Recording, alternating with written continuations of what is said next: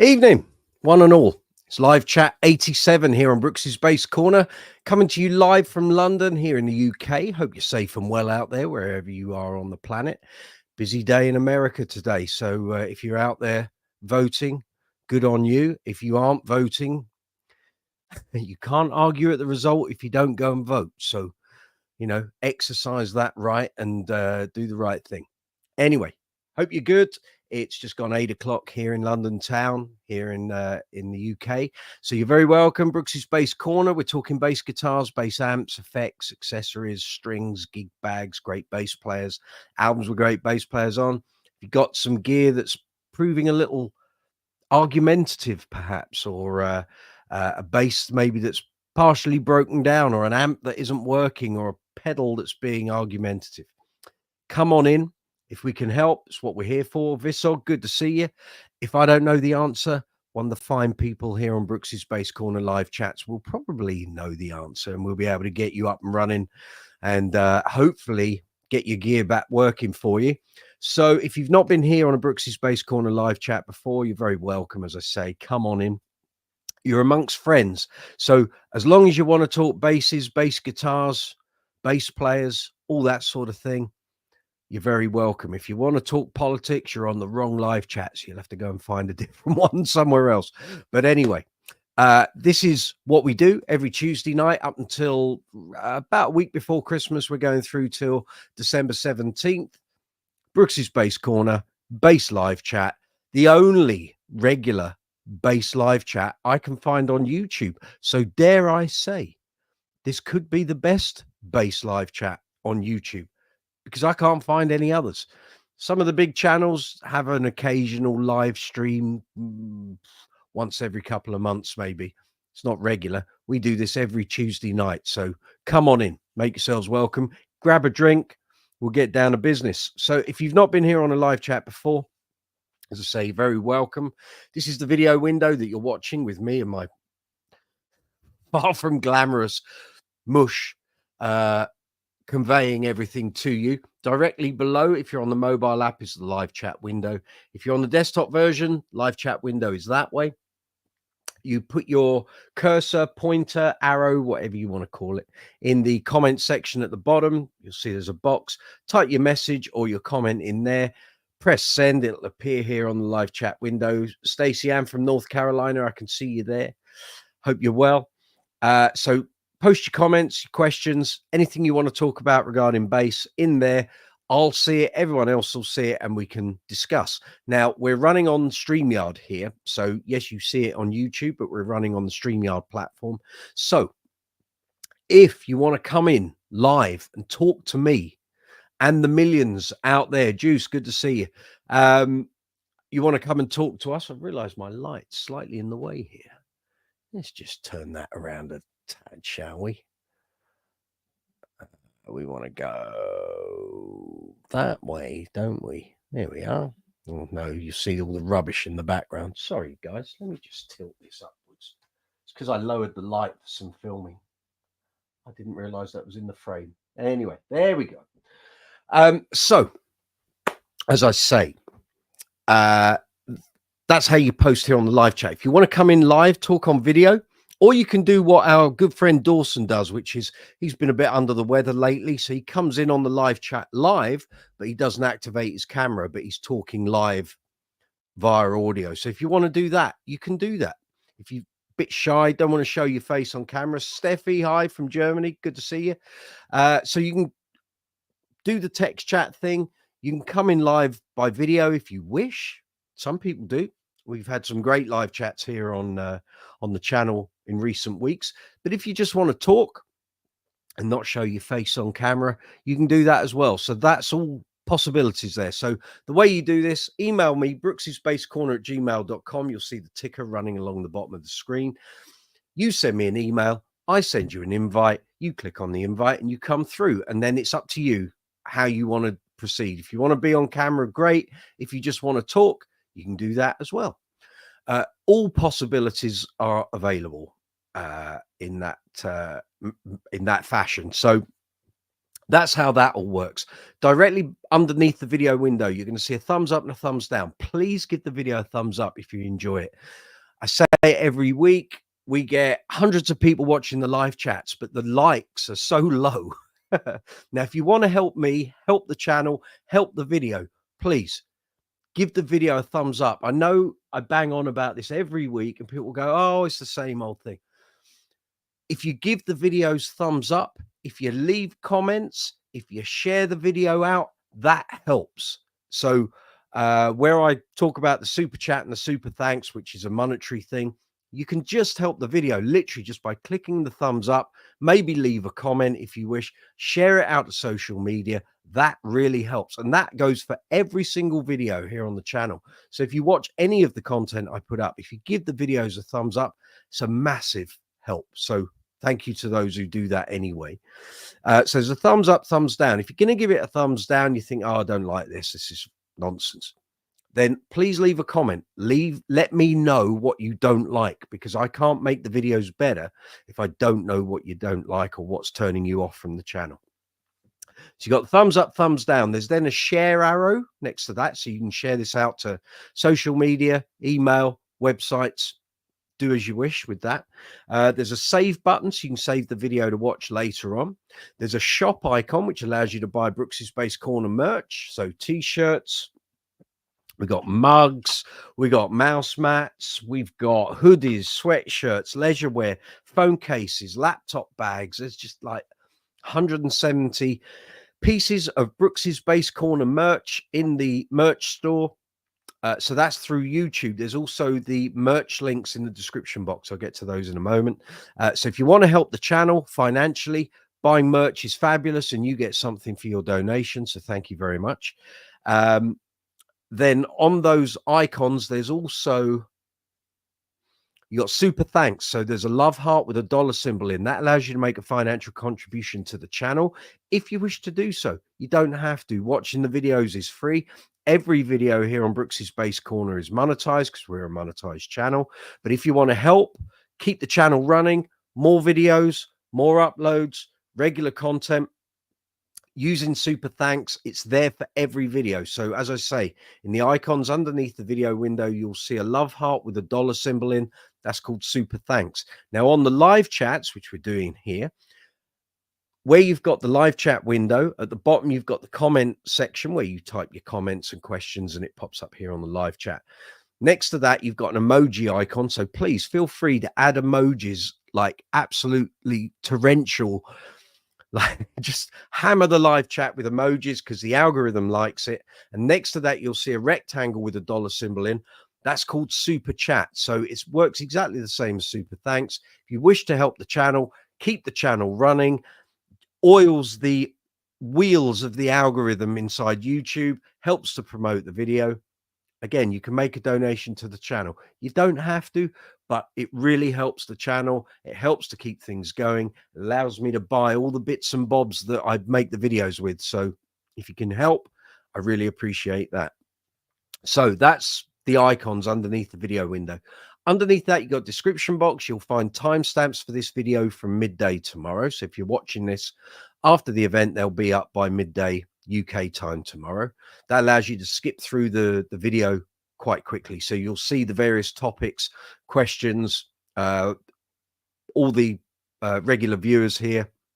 If they throw up a question that I'm going to answer, I'll include it in the timestamps and you can zip through the video very quickly that way. Underneath that, you're going to find affiliate links for the base center here in the UK. Evening, Barry. Evening, Jill. Evening, Dave. Good to see you.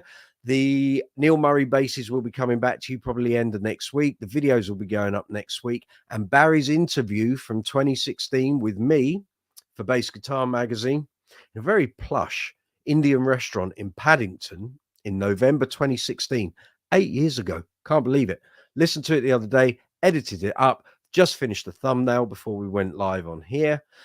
That will be up over the weekend. So if you want to hear Barry Morehouse, the godfather of bass here in the UK, the man behind the Bass Centre, 40th anniversary this year, that video will be going up at the weekend. So in the description box, you'll find affiliate links for the Bass Centre. So if you want to buy 40th anniversary merch. They've got t-shirts and caps. If you want to buy Elite strings, there are affiliate links there. All these affiliate links help the channel. So if you're going to buy some Elite strings, do it through my affiliate links.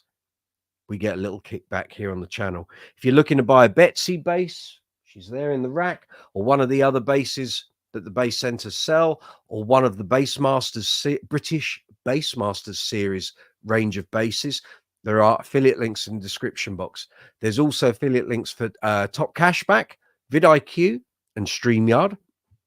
Underneath that, we've got the bass related purchase affiliate link. So if you're going to buy a bass, a pedal, an amp, strings, picks, gig bags, anything to do with bass and gear, there are affiliate links there for Amazon worldwide, Thomann, Andertons, and Gear for Music. Underneath that, you've got the social media links, and you'll find the channel on Facebook, Instagram, Twitter X, Be Real, Reddit, Quora, Discord, and TikTok. There we go. So let's get into the live chat. So we got down to Steffi, then Stacey saying hello. Joe Goose, evening. Good to see you. George Iliadis coming in from Australia. Good to see you too, my man. Hope everyone's well. Hope your bass playing's going well. Anyone got any new purchases? We're coming up to Black Friday very shortly. I will be doing Brooksy's Black Friday Superstore on the morning of Black Friday here in the UK. So we're starting early because I've got a gig that day.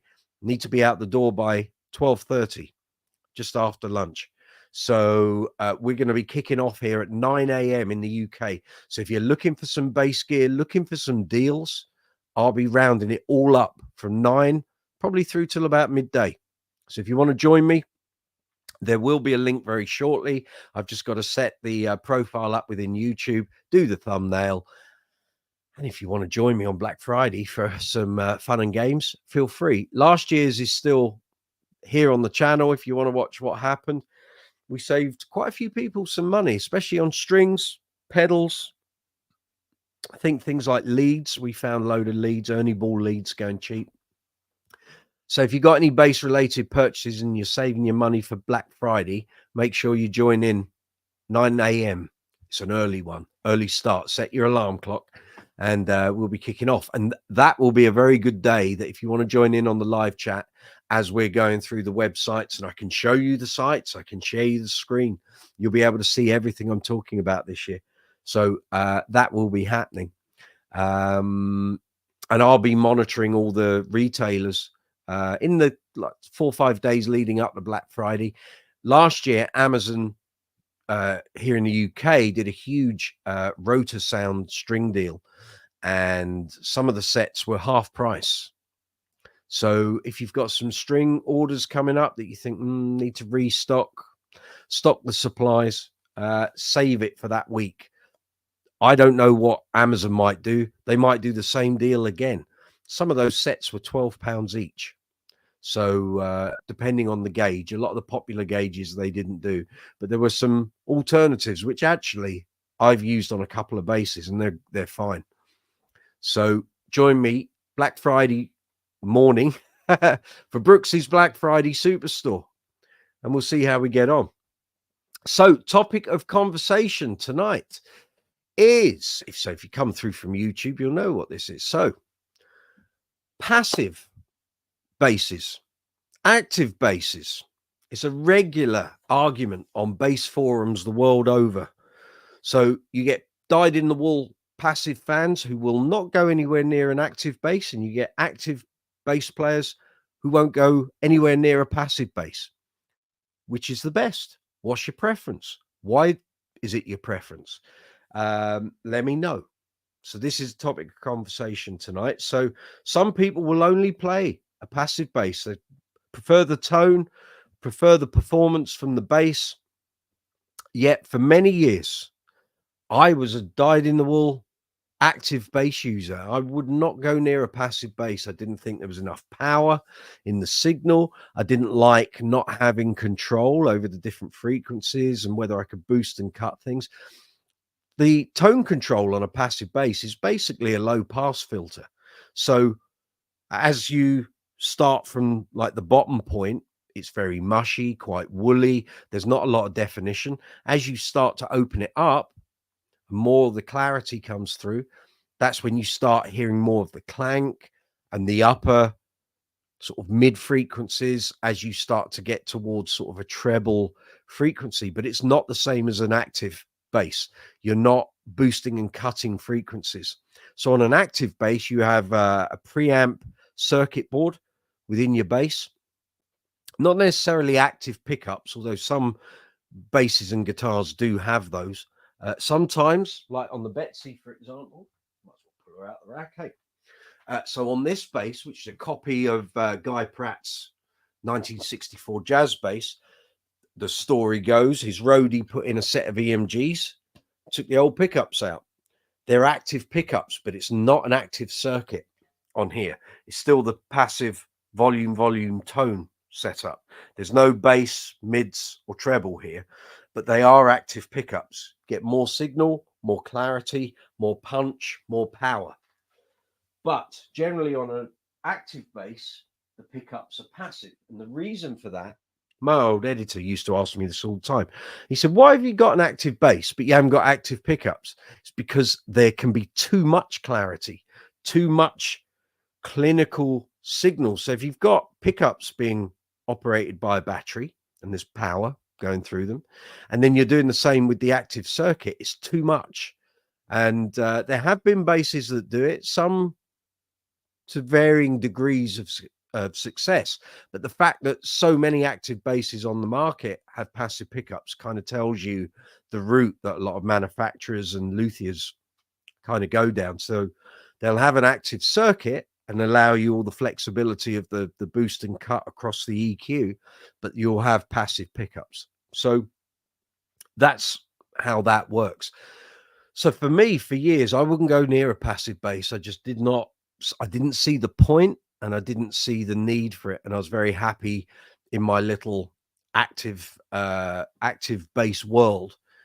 As time has gone by and I've done more and more projects and worked with more people and what have you, suddenly the passive thing, for some things I do, makes complete sense. So for example, last night I was doing a Queen tribute show over in Wales, a place called Landrindod Wells. I played there 22 years ago for a wedding back then. Last night was actually an event for a very lovely young man. I'm going to give him a shout out, him and his mate. We did their event. So he suffers with motor neurone disease. His name was Carwin and his friend Freddie. Lads, it was an absolute pleasure meeting you. So if you're watching, I know your mum said she would tune in and let you guys watch and get involved. Perhaps if you're out there, it was an absolute pleasure. What a pair of stars. You're going to go far. So enjoy your music. If you're going to take up instruments, go for it. I thought the drumming was outstanding. So well done, lads. If your mum's watching, thank you very much for having us. It was a pleasure. And hopefully we'll see you again soon. I hope you enjoyed yourselves. I think everyone in the hall had an absolute blast. So I hope you enjoyed it. So as I was saying, doing a Queen tribute, it's passive basses all the way. I'm not using an active bass. Okay, John Deacon used a Stingray occasionally live on a number of recordings, but pretty much most of his career, he was using passive Fender Precisions most of the way. So in that context, that's what I use. That's the sound that's most authentic for most Queen recordings. Now, for years, I wouldn't have gone near a Fender Precision. It was just like, I just don't, or I didn't like it. I couldn't get on with the tone.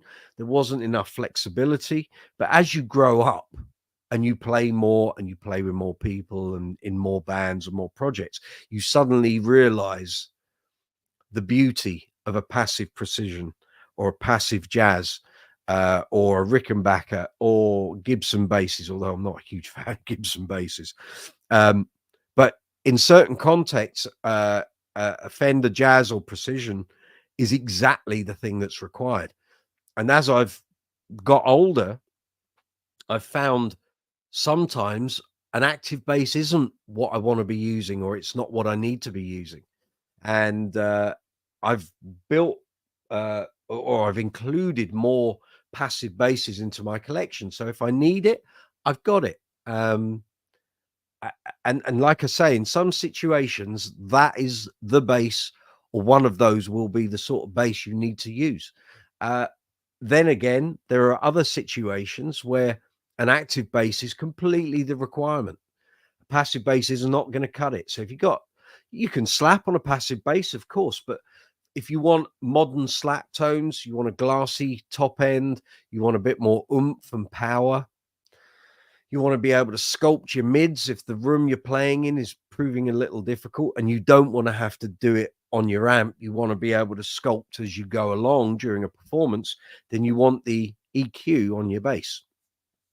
And so sometimes, and it has happened where I've had one of each in my gig bag, and only one of them has come out because it's been the most suitable bass for that project or that situation. So there are pros and cons for both. So if you want tonal flexibility, you're kind of going to err on the side of active basses. But if you like that traditional bass tone, warmer delivery, you can still get punch and clarity out of a precision or a jazz. It's just a different type of tone and a different type of sound. So yeah, let me know. What are your preferences? What do you prefer? Maybe like me, you have to sort of work between both and use both types of bass. Maybe you will only go for one type and that's it. You don't want to go near the other stuff. Let me know your thoughts. That's the topic for tonight. Passive or active basses. Which, why, and what's the solution? There we go. Phantom, good to see you. Welcome. Visog, active, but with a passive mode. Now, very often active basses will have a passive mode to get you through if the battery dies or what have you. But very often the passive mode is so lukewarm in its delivery. It's not powerful. I've got several basses here that have got switchable active passive modes. And if I put the active bass into passive mode and then compare it with a passive bass, it's not even close in terms of delivery. But like you, Visog, if I've got an active bass, I like to have that safety blanket of having a passive mode option, just in case. Just in case. Juice, you have both, but find active better if giving dry DI to front of house. Yes, I agree. Dawson, good to see you. Active for you. Okay. Yet being a rock fan as you are, and a lot of the acts you like were built on passive bass tones. So interesting. So yeah, let me know your thoughts on this. We can discuss it all night. So at the moment it's coming up 8:25 here in the UK. We'll probably go through till about 10:30, 11 o'clock. See how we go. Let me know, active or passive for you. What's your preference? Maybe you like both, maybe you don't. So that's our topic of conversation. If you've got anything you want to discuss regarding bass, amps, guitars, effects, accessories, strings, great bass players, albums with great bass players on, then let me know. Put your comment in the text box like these other fine people, and we'll discuss. So as I said earlier, if you want to join me here on camera, instead of using the text box, you can. You just email me at brooksysbasscorner@gmail.com. I get the email from you. I send you an invite. You click on the link in the invite and you come to screen. If you don't want to be here on camera, you can do what Dawson regularly does, which is he'll come in here live and he'll just have audio running rather than the camera. So we can do that as well. We can fit all requirements here on Brooksy's Bass Corner. So I hope everyone's had a good week. Let's think what's been going on here. So last week I intimated that I had a thing coming up last Saturday where I was going to be playing a new thing. I say a new thing, new project. I was a bit elusive because I didn't know how it was going to pan out. Didn't even know if the gig would go ahead. You never know with these things. They can get cancelled last minute. So basically, some of you may be aware of a thing here in London called Piano Works. It's been running for about 10 years.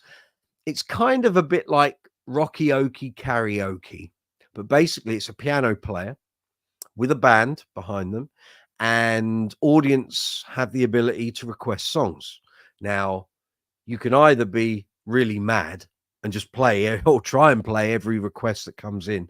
But generally what you do is you kind of have a set that you're going to play. So in case no requests come in, of course. But as the requests come in, you fit them in, and the guy at the front on the piano will assess what's in and pick out the ones that, well, usually you'll pick out the ones that you know and they're safe to play. If there's something there a bit obscure or a bit off the beaten track, you might give it a bit of a wide berth. If you're feeling confident, someone in the band might call up a chart while the chat's going on, and they'll have the chords, and then it's a shout out what the chord progression is, and away we go. So anyway, did this new gig in Greek Street in the center of town, just off Charing Cross Road. And there's a whole story about the Piano Works. Anyway, the guy running this band is he plays at Piano Works, and he's now involved with this new bar as well. Called me up, said, would you be interested in doing it? I said, absolutely, let's go for it. So got a good team of players on board. Turned up. I spent basically Thursday, Friday, and first half of Saturday cramming tunes. I haven't done a general covers gig for a little while, and I'm generally doing Uncle Funk stuff, so disco, and now the Decades of Dance, do the Queen stuff, do the ABBA stuff, but I don't generally do a lot of covers. Yet for years, that was all I did. Hundreds of covers all the time, depping in and out of bands and in my regular covers bands. And so I needed to get the old brain cells firing, trying to remember songs I hadn't played for 10 years or more. So I called up the set list, song lists for my last two sort of main covers bands, and was pulling out the big hits and sort of refreshing all of that. And yeah, it was crazy. I was cramming. It was like song. Now, what I could have done was quick cheat sheet charts and saved it on an iPad, but I didn't know how big the stage was going to be. I didn't know what the gap between the songs was going to be, and I just thought, you know what, that might just be overkill. So let's just go for it. If it works, great, and if it doesn't work, you tried. We got in. We had an absolute blast. One song came up that I just didn't know. I'd never played it. I knew the song when it was a hit like 12 years ago, but I never learnt it, and the chord changes were so fast I couldn't keep up. So I said to the keyboard player, you play it. you play it. You know the song. Go for it. But there was no way I could keep up with the bass side. I hit too many wrong notes. But other than that one song, everything else went really well. So we've now got like a bunch of gigs in that place. So as I'm doing them, I'll announce them to you guys. And if you're in central London on that date and you want to come and support the band, support the bar, it's a small place, but it's really nice, really good fun. And, you know, if you're in town doing some shopping on the day and you want to come and see this in the evening, feel free. So my next one there is on the 23rd of November, which is a Saturday. And I'll announce it again on the Tuesday before the Saturday. So like I say, if you're in the center of town, you want to come and see it, it'll be a blast. And it was a blast. It was a lot of fun.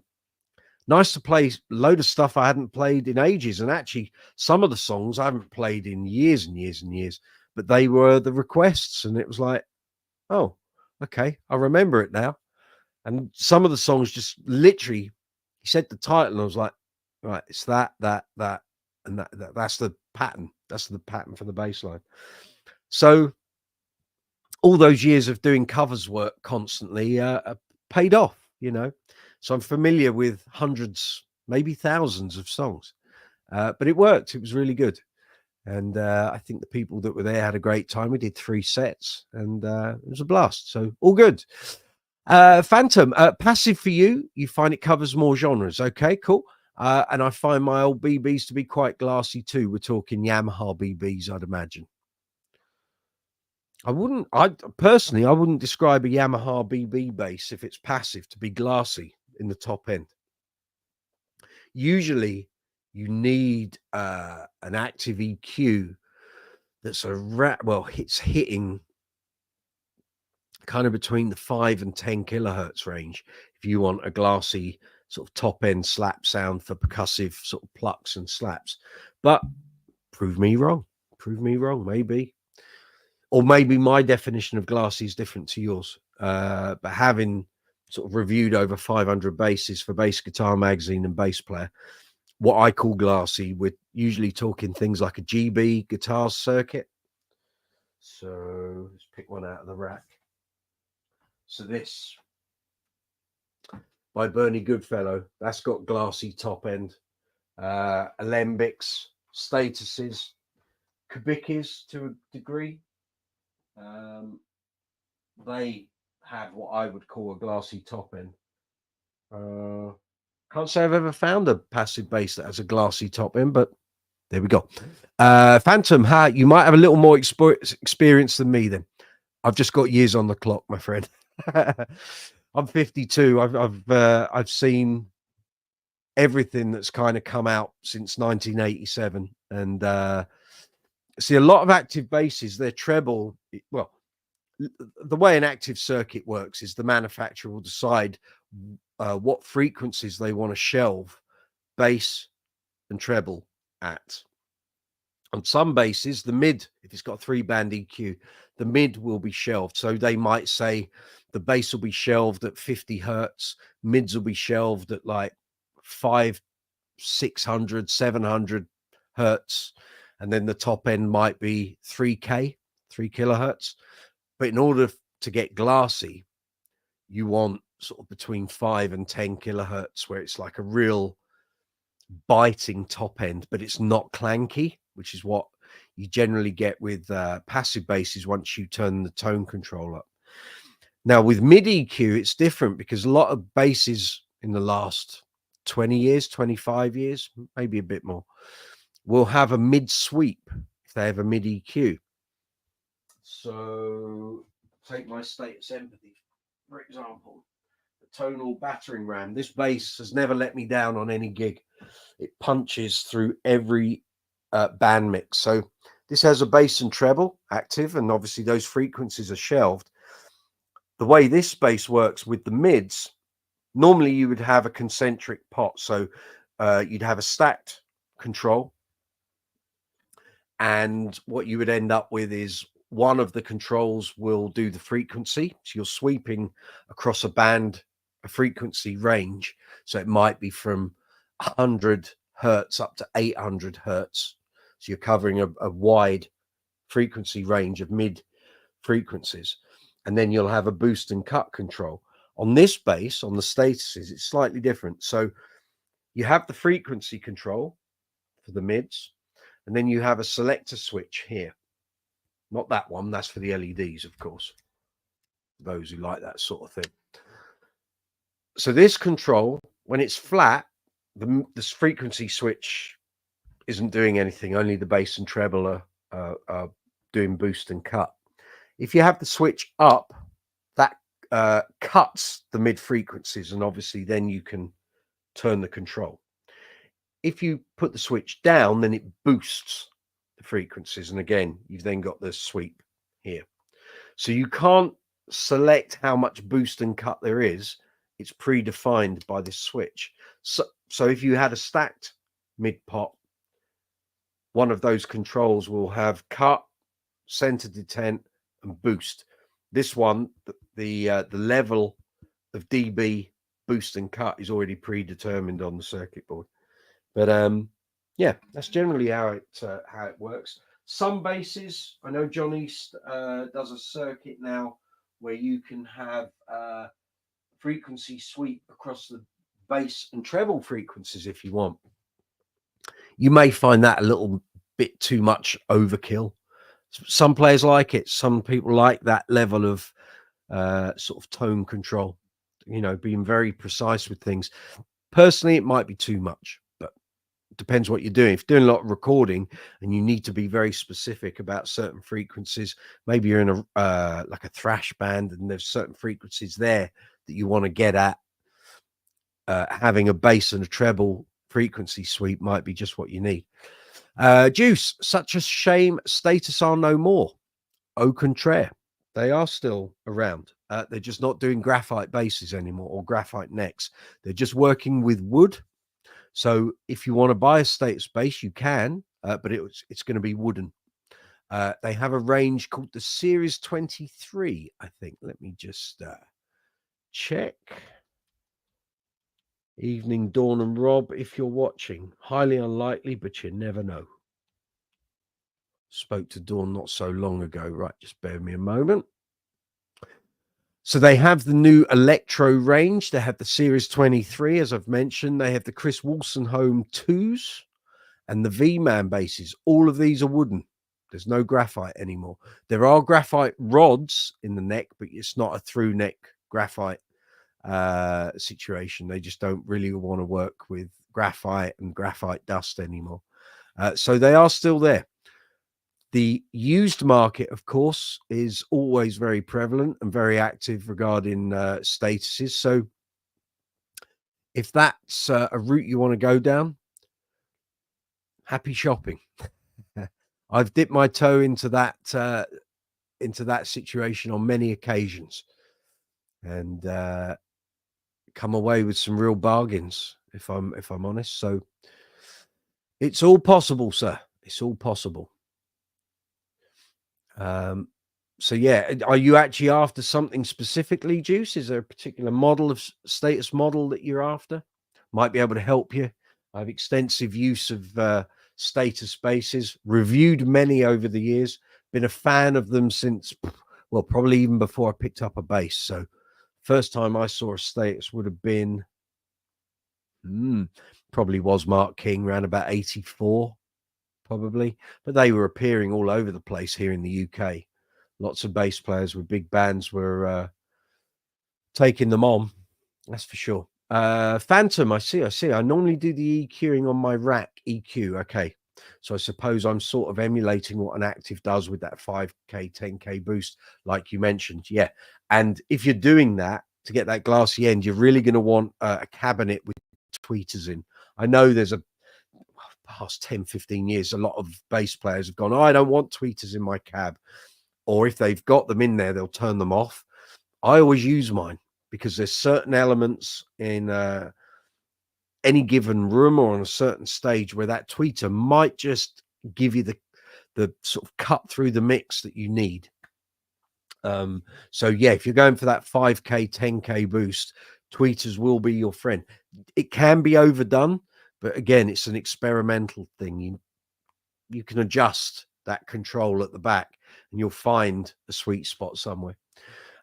Juice, Graphite King bass 5. Well, you're going to have to, that's going to be the second hand market for you, my friend. Yeah, you can't order one of those new. You can buy them second hand, but you can't order one new. Those days have gone, unfortunately. But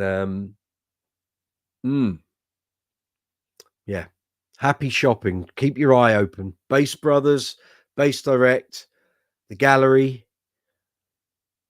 Keep an eye on places like PMT. You never know when someone might be clearing gear out, or they might be having to pay a tax bill or a credit card bill. Lots of people bought King basses with the intention of taking up bass and never did.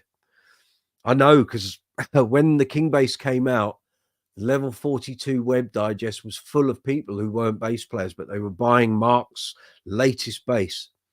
And within 2 years, the market was flooded with secondhand King basses, where people had bought them, realized they'd spent a lot of money, but they didn't really have the gumption to stick with it and become bass players. So, yeah.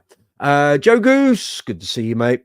Is Status made their Series 2 model, but instead of graphite, put in a nice through neck laminates, they would be up there with their graphite bases, but their recent efforts haven't impressed you? Yeah, there are some demo videos up on YouTube. My old friend Dave Williamson has done one. Scottish guy with a bald head and a bit of a moustache. He bought one and he says it's absolutely fantastic. But the only problem is Dave goes through bases like I go through socks.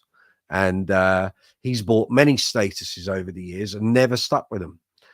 Dave is a creature of habit, and he loves Music Man Stingrays, Lakelands, and he's got a thing for Dingwalls lately. But every time I've known that he's had a status, he's got rid of it. So clearly never found the one. Or several, in my case, obviously. Phantom, you're currently tweeterless.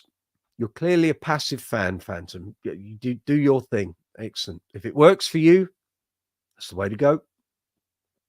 I have to say, sometimes when I'm using passive bases, I'll turn my tweeter off. Just depends what the project is, what the gig is, what the venue is. Juice, getting auction catalogs also. Yep, just in case. Absolutely. You never know. You never know. Things pop up when you least expect it. I've some of my bass purchase. Well, my Alembic 20th anniversary. Wasn't expecting that to appear. And I was thinking about an Alembic that day, and all of a sudden get a phone call from Alex, who used to work at the bass gallery. Got an Alembic 20th anniversary here. Do you want it? And I was like, yes, I do. I said, but I can't get there till tomorrow. I'm on a gig tonight. I'm leaving home in a minute. He said, fine, I'll put it to one side. You get first dibs on it, but you got to come in and see it tomorrow. I said, okay. When I got there, there were about 3 other guys lined up that if I didn't buy it, they were going to have it. So anyway, long story short, it's here. It has been for nearly 11 years. So, but yeah, the Spectre, that was when Reverb, not the auction site, the old sound control. We used to have a shop here in London called Sound Control. The company then started a chain of stores around the UK called Reverb in like the mid 2000s, and they had to clear out all their Spectre range to make way for new stuff. And these basses went so dirt cheap. I wasn't expecting to buy one. I could have bought 20. They were that cheap, and sold them on now for like stupid money. But I didn't. I only bought the one. But again, wasn't expecting that to come up. You know, these things happen. Phantom, I'd love to get a Hartke cab, okay, or some other bright, harsher sounding brand though, maybe with a tweeter. Cool. I mean, Hartke stuff is so cheap secondhand.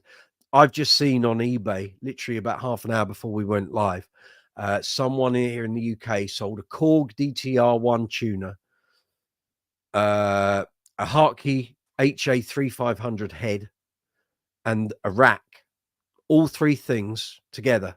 And I think it sold for £114. So probably about $140, which is a bargain. As long as that amp hasn't got dry joints, it'll be fine. So if you want Hartke stuff, it's a good time to buy. That doesn't hold its value, sadly. But if you like that sound, and I used to, Hartke rig was my first rig. Go for it. You know, they're out there. But the Hartke cabs with the tweeters are worth having. But I used to find my 4x10 XL, which didn't have a tweeter, sounded great. But I always thought, oh, it'd sound better if it had a tweeter in it. Joe Goose, best sound I've ever heard is a passive Fender Jazz through an original 90s Hartke head and a 4x10 cab. Amazing poke to the sound. I guess it would be dependent on the jazz bass, Joe. You know, some sound good, some don't. Like with any bass, you know, you never know. You got to judge every bass on its merits. Don't assume if you've heard one that all other examples of that bass are going to sound the same, because they never do. Amen to that, geezer. Hallelujah. Yeah. And I've noticed they're super cheap. It's quite tempting. I've seen whole Hartke stacks, so 2 4x10s and an amp, or a 4x10, a 1x15 and an amp, and I've seen those go on eBay for like £200, sometimes even less, because they're not fashionable anymore. They're not flavor of the month. For years they were, and so much stuff has changed in the bass amplification market that they're just not, sadly, desirable anymore. I don't see that many people use them anymore, and yet years ago they were everywhere. Almost, I'd say at least 1 in 2 regular bass players on the London cover scene had Hartke amplification.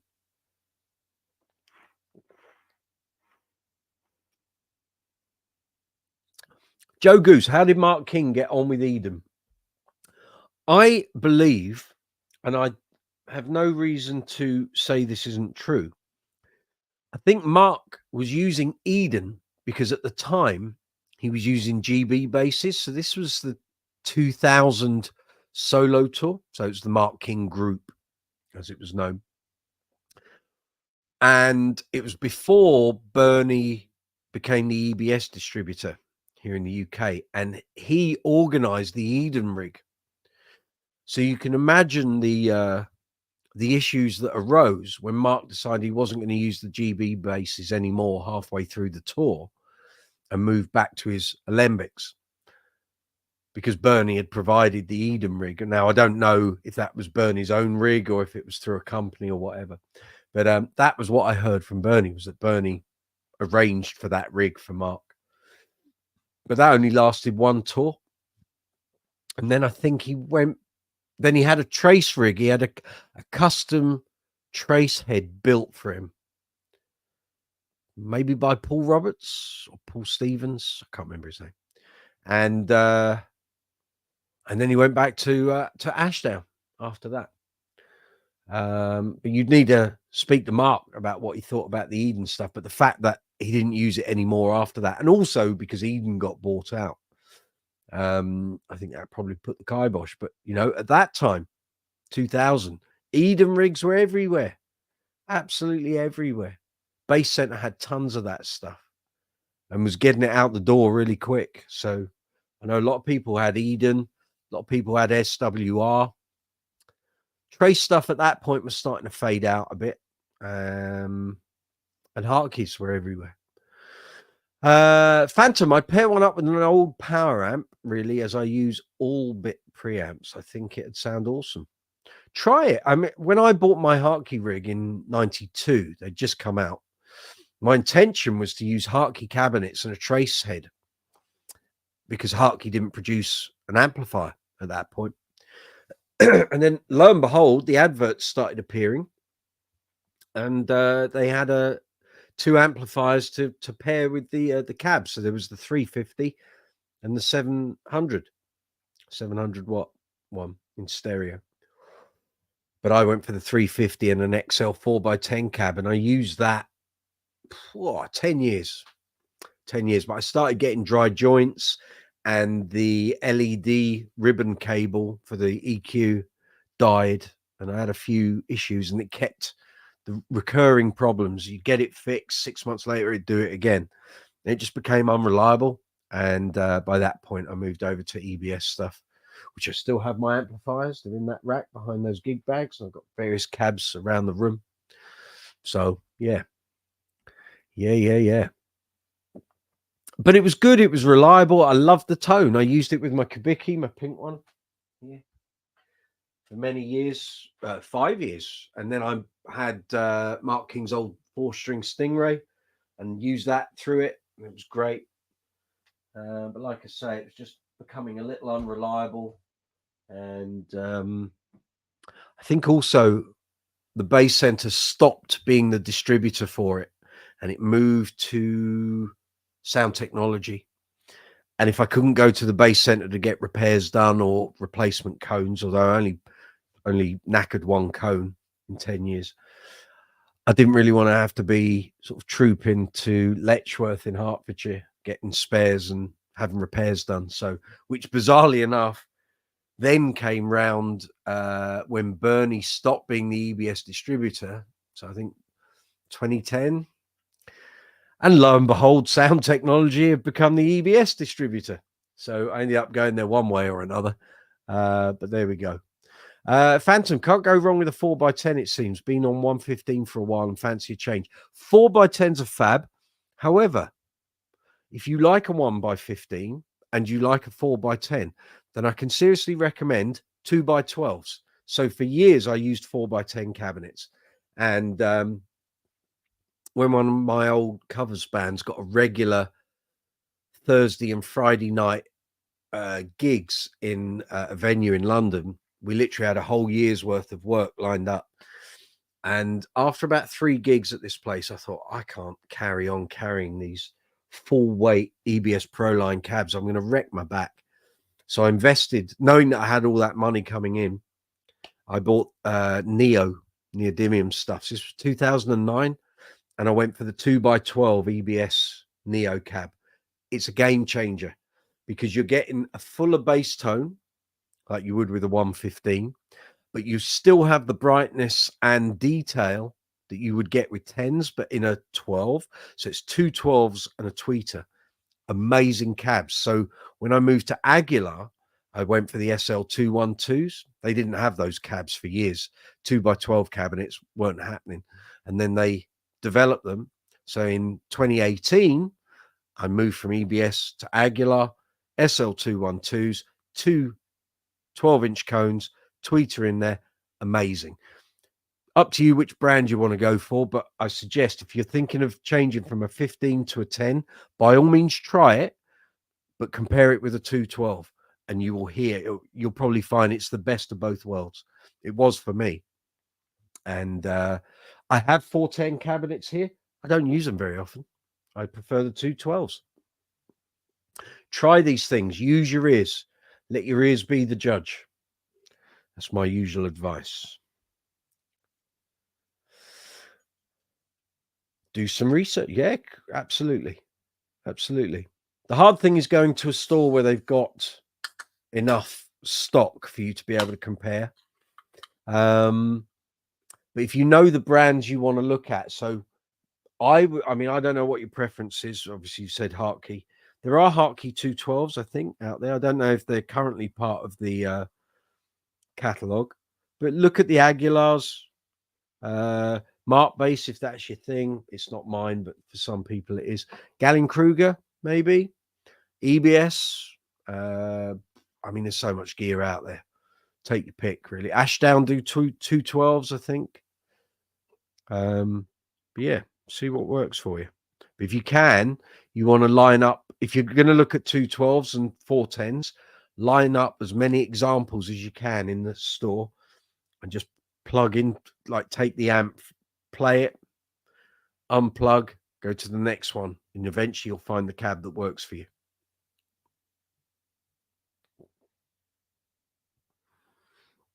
My EBS cabs sound extremely different to my Aguilar cabs, big time. But I've got those tones there if I need to. So I have no problem pulling out an EBS cab, matching it with an Aguilar amp, and vice versa. You were thinking Hartke 410s initially, as a few of my favorite bassists use them. Popular with Japanese fusion guys. So you also need to address the fact that Hartke do different types of speakers. So you have the aluminium ones, you have the high drives, which are paper and aluminium, so hybrid. And then they have the, I think they're the VX cones, and they're paper. So, you know, don't assume that every Hartke 4x10 has the same drivers in. They don't. So you need to, again, compare those. They're all going to be different. If you really want in your face tone, then you're going to want the aluminiums. But if you want a mixture, go with the high drive ones. So that starts, I think that starts as paper from the middle and becomes aluminium on the outside. Or is it the other way around? I'll tell you. I'll have a quick look. Let's have a look, see what's in the Hartke range at the moment. Right, okay. High drive speakers are aluminium in the middle and come out to paper. So cabinets currently, you've got the high drive range. So they've got 4x10s. Hang on. Doesn't look like they do 212s. They've got 410s, 1x15s, 210s, 112s. Okay. That's on the high drive. Then you got the, yeah, that's a high drive. Okay. XL cabinets. So you're stuck, mate. 410s or 210s. They used to do 15s, but clearly not anymore. They used to do 12s. But again, clearly not doing it.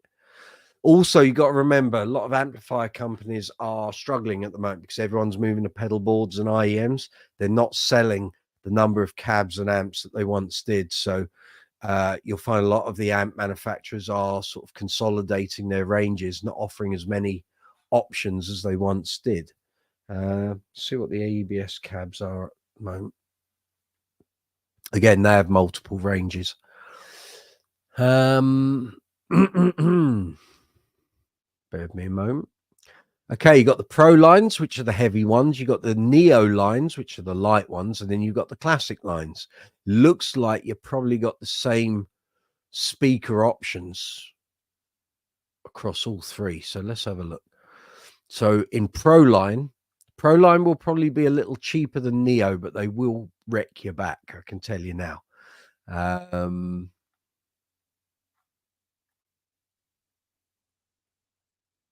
Okay, there's 2 10s, 4 10s, 6 10s. Good luck with carrying that. 8 10s, although these have wheels, the 6 10 and 8 10. Okay, and Neos are in. I know there's 212 there because I can see it. Bear with me a moment.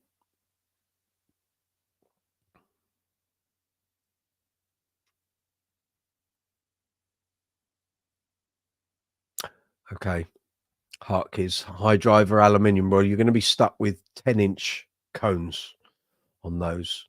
There are no 12s. So Neo EBS, you've got 112, 210, 212, which is the cabinet I was talking about. 1x15, 4 10s, 8 10s. Okay. And then there was the classic line as well. And they come in 112, 210, 212s.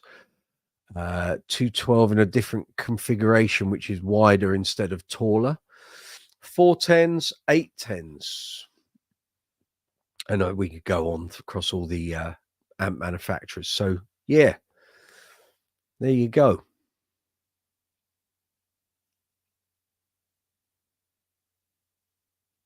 All good. So, if you want to join in here on Brooksy's Bass Corner, it's just coming up 9 o'clock here in London town. You can join in by video or audio, whichever you wish. Email me, brooksy'sbasscorner@gmail.com. I'll send you an invite. You click on the invite and then you come to screen. That's how it works. Easy. So if you want to join in this conversation I'm having with Phantom, you can. Feel free. Where are you based, Phantom? Are you here in the UK? Cool, mate. Thanks for the help. You're super informed. No, I just got miles on the clock. I've seen this stuff for years. I've seen more gear. And actually, so much gear has come in this office and out again for review. Crazy. Honestly. I've had a lot come in here and a lot go straight back out as well. You're up north. Whereabouts?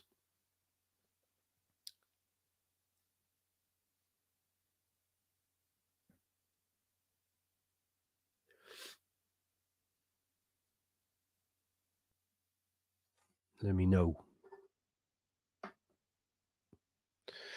So obviously, as we get nearer to Christmas, every house should have a Brooksy's Bass Corner mug, of course, available from the merch links in the description box. You're in Sheffield. I was up there not so long ago. Did a couple of Queen gigs up that way. I think I've got a few gigs coming up over the next couple of months up that way as well. Tune in regularly on a Tuesday. I'll tell you where I'm heading. This week I have got, so did a gig last night, obviously in Wales. I'm in Wales again on Friday in Carnarvon. I think it's Carnarvon. Let me just check the old diary.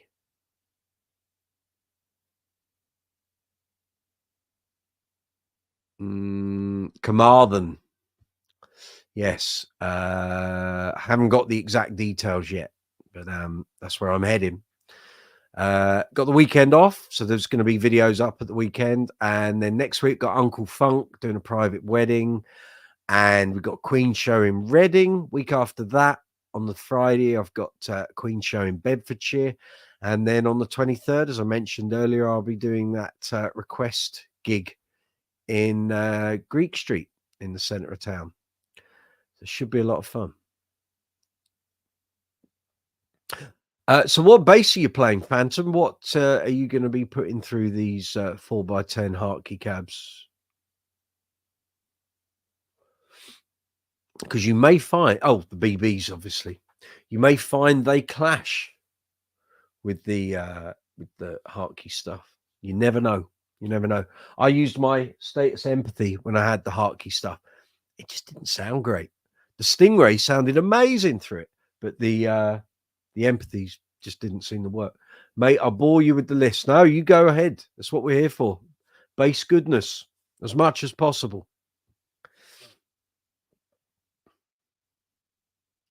We're good with that.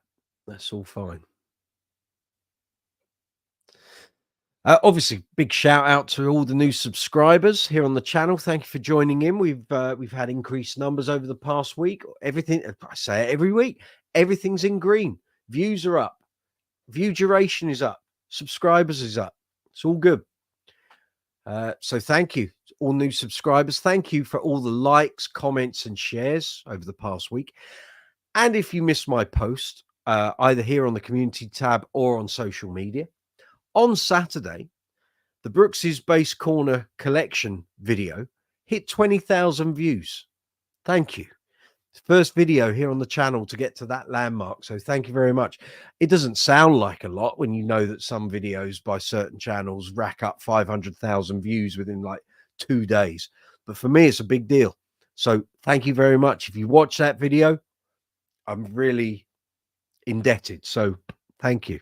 I hope it didn't bore you. It's 55 minutes long, but hopefully there's some information and some advice in there that you might find helpful. So you got a Yamaha BB 3000, nice. BB 5000, very good. TRB 6P, okay. And a recently acquired passive Moon JJ4. That Moon's going to be nice. I bet that's rather slinky. Very good. What color? White, of course. Might be red, might be black. Nice little collection there. Very good. Very good indeed.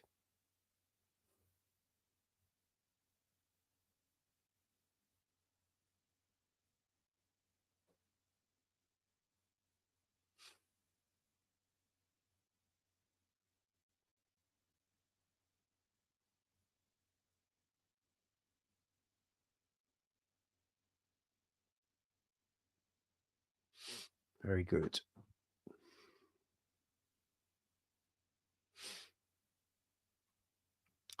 Just going to check on the health of the internet connection. Just bear with me a moment.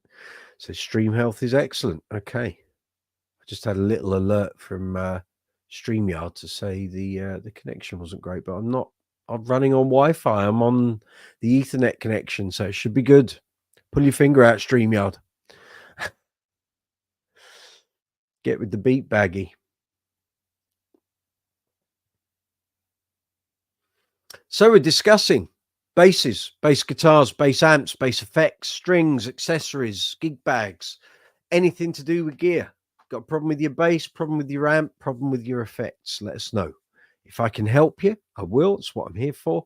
If I don't know the answer, I'll open it up to the floor and let these fine people that populate Brooksy's Bass Corner live chats on a weekly basis, one of us will know, and we'll try and help you as much as we can.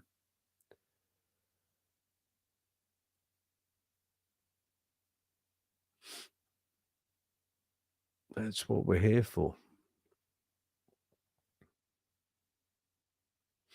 Okay.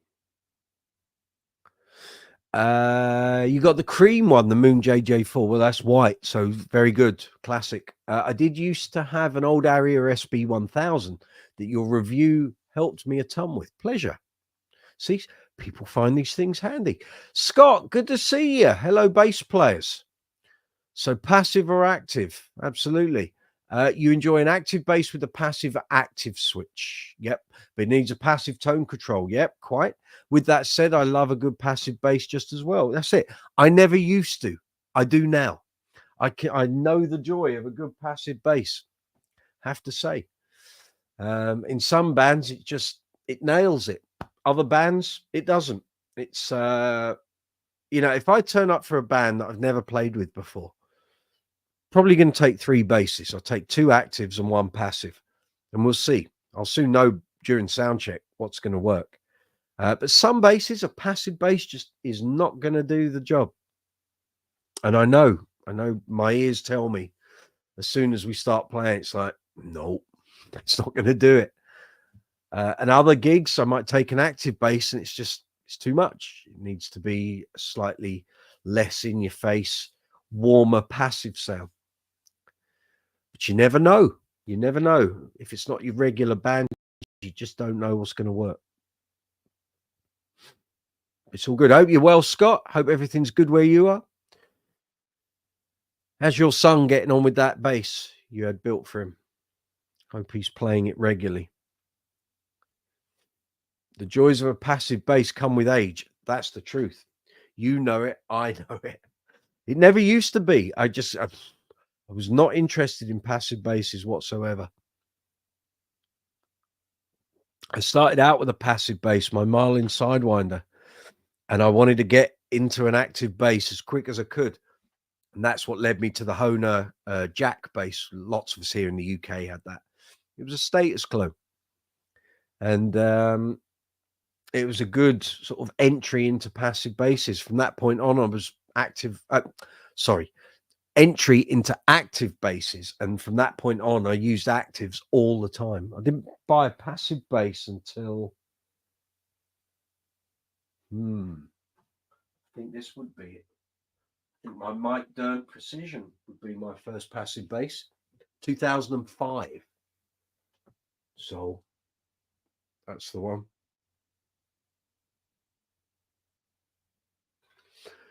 This has a tone of its own, and there's a couple of bands I used to do deck gigs for. This was the bait. They would always say, "Can you bring that?" That's the sound we want. Grindy, gnarly, with a pick as well. Don't use fingers. Want a pick? Okay. That's what they got. They asked for it. That's what they got. Phantom, I think the difference between active and passive isn't as huge for the most part until you start getting into those unique basses like Status, Alembic, and Kubicki. Yes, that's it. There's a lot of cheaper end actives, Ibanez, Yamaha, lower end Arias. Every manufacturer for years would only do active basses. They didn't, the passives were always seen as the poor relation. But musical trends drive all these things. When Britpop was huge, that suddenly changed the buying dynamic. Bass Exotica suddenly went out the window. People just want a really good passive vintage style bass. Phantom, but to be fair, my experience with actives is more limited, so do excuse me if I'm completely off with that. No, you're right. You are right. You are right. Scott, my son's been enjoying his custom bass. By the way, I got the new Tone Hammer preamp, okay, that came out this week. Is that the one with the headphone socket? I really like it, along with the new AG preamp I switch between. It's good stuff. However, I have heard worrying things about Aguilar in the US since they've been taken over by Korg. So there weren't a lot of negative stories, but I've now started seeing loads of stuff on social media, particularly in the US, not so much here in the UK because we're dealt with by Barnes and Mullins because they're the UK distributor and their artist support is fabulous. But in America, I'm seeing loads, especially on Facebook, people with cabinets, blown speakers. It used to be you could contact, if you're in America, you contact Aguilar in New York. You could buy the speakers through them, I think, or if not, they would point you towards the respective sort of service center or the store that they would recommend, and you could go and take your old driver in and they take your old one and you buy a new one, and that's the way it works. Now, people in the US aren't even being able to contact Aguilar in New York. Korg are making it really difficult to get replacement cones. So you end up having to go via Eminence because they are the people that make the Aguilar cones, but they're made to Aguilar's specification. I've seen things now where people have just lost their rag and they've just gone and bought Eminence speakers, put them in and said they sound better than the Aguilar drivers. So, and now I'm hoping, and I haven't checked in with Barnes and Mullins for a while, and I'm going to do it because I want to find out what the situation is. I assume they are still the UK distributors, but there's going to start being problems if gear goes wrong. That's a big no-no for me. I don't like companies selling you stuff, and when it goes wrong, they won't answer your calls, won't answer your emails, make it as difficult as possible. They just don't want to deal with it. Korg, pull your socks up. Aguilar is a top level brand. Don't ruin it. Don't do what Fender used to do, where you buy up these companies and then slam them into the ground. Please don't do that with this. Not a good look. I have no affiliation to Korg. I've had no interaction with Aguilar or Korg since Korg took over. All of my interaction with Aguilar goes via Barnes and Mullins here in the UK. So I have no, I haven't got any experience of what these guys in the States are going through. But I'm hoping it's not the way it's going to be going forward. Phantom, I find you can sort of push either types into each other's roles with good EQing. Yep. But I do understand for some how convenient it is to having an onboard EQ. Very often I leave my amp EQ flat if I'm using an amp or a cab. A lot of the time I don't. I'm on IEMs now. Last night I did Queen. Had an AG 700 2x12 cab, left the amp flat. Everything was flat. Actually, no, I had a little bass boost and I had the deep button in, but obviously I was with passive basses. Now, if I do, say, ABBA, which I've got coming up in December, again, I will try and leave the amp as flat as possible, unless there's a problem in the room that I'm playing in, or the theatre or the stage has a problem. And I will do all my EQ adjustments on the bass because it will be active. So I just like to be able to do things quickly without people seeing me turning around trying to adjust an amplifier. I want to do it on the bass. That's my preference. Scott M, I've heard issues with Aguilar support as well. I would not buy any of their more expensive products anymore. This is the problem. If people don't buy this stuff, and it doesn't sell huge amounts because it's expensive top level gear. If people don't buy this stuff, and Korg start to see they're not making money from it, they will bury it, which is what happened. Well, Fender used to buy up the companies just to get rid of the competition. So things like SWR, Gens, Benz, they would buy those companies up, take the technology and bury the company. Don't want this to happen to Aguilar, but if they don't get their support sorted out, you'll find people, A, not buying the gear. And at that point, big companies like Korg will just go, well, it's not a money maker for us anymore. We're going to get rid of it. Yeah. Aguilar, pull your finger out. Korg, pull your finger out. Don't leave Aguilar customers unattended to. It's not a good look. Phantom. Oh, wow, that's bad. I always thought Aguilar was some of the finest. It was until it got sold. It was. You could ring up Aguilar in New York and speak to Dave Boonshoft. Dave Boonshoft was the guy that designed it all, along with Alex Aguilar in the early days. But Dave and the other Dave Avenius, both of whom I know very well, were great, very good guys to deal with. I was so happy when they took me on as an artist. I was like, great, I found the company I want to work with for the rest of my career. And then about a year later, they sold to Korg. 2 years later, they sold to Korg. There was always a chance they were going to sell to a bigger company, but yeah, so I didn't get a hell of a lot of time with them. And they made, well, Dave Boonshoft retired and Dave Avenius carried on there and then came in one day and he'd been relieved of his duties. Now works for DR Strings in the US. Evening, Dave. Yeah, true with that Fender thing. How tragic is the loss of SWR? This is all great. And Gens Benz as well. You know, it's great products. I've got a Gens Benz amp over there. What was that? Shuttle 92. Loved it. Great amp. Got an SWR Super Redhead there. Combo. Outstanding. You can't buy that stuff new anymore. Okay, you can buy Gensler, which is the company that came after Genspens. But yeah, disappointing. Okay, things have to move on, companies move on and what have you. I'd rather these big conglomerates just didn't buy the smaller companies. Just don't do it. Just let them carry on. But it's getting rid of the competition. That's part of it. It's a shame.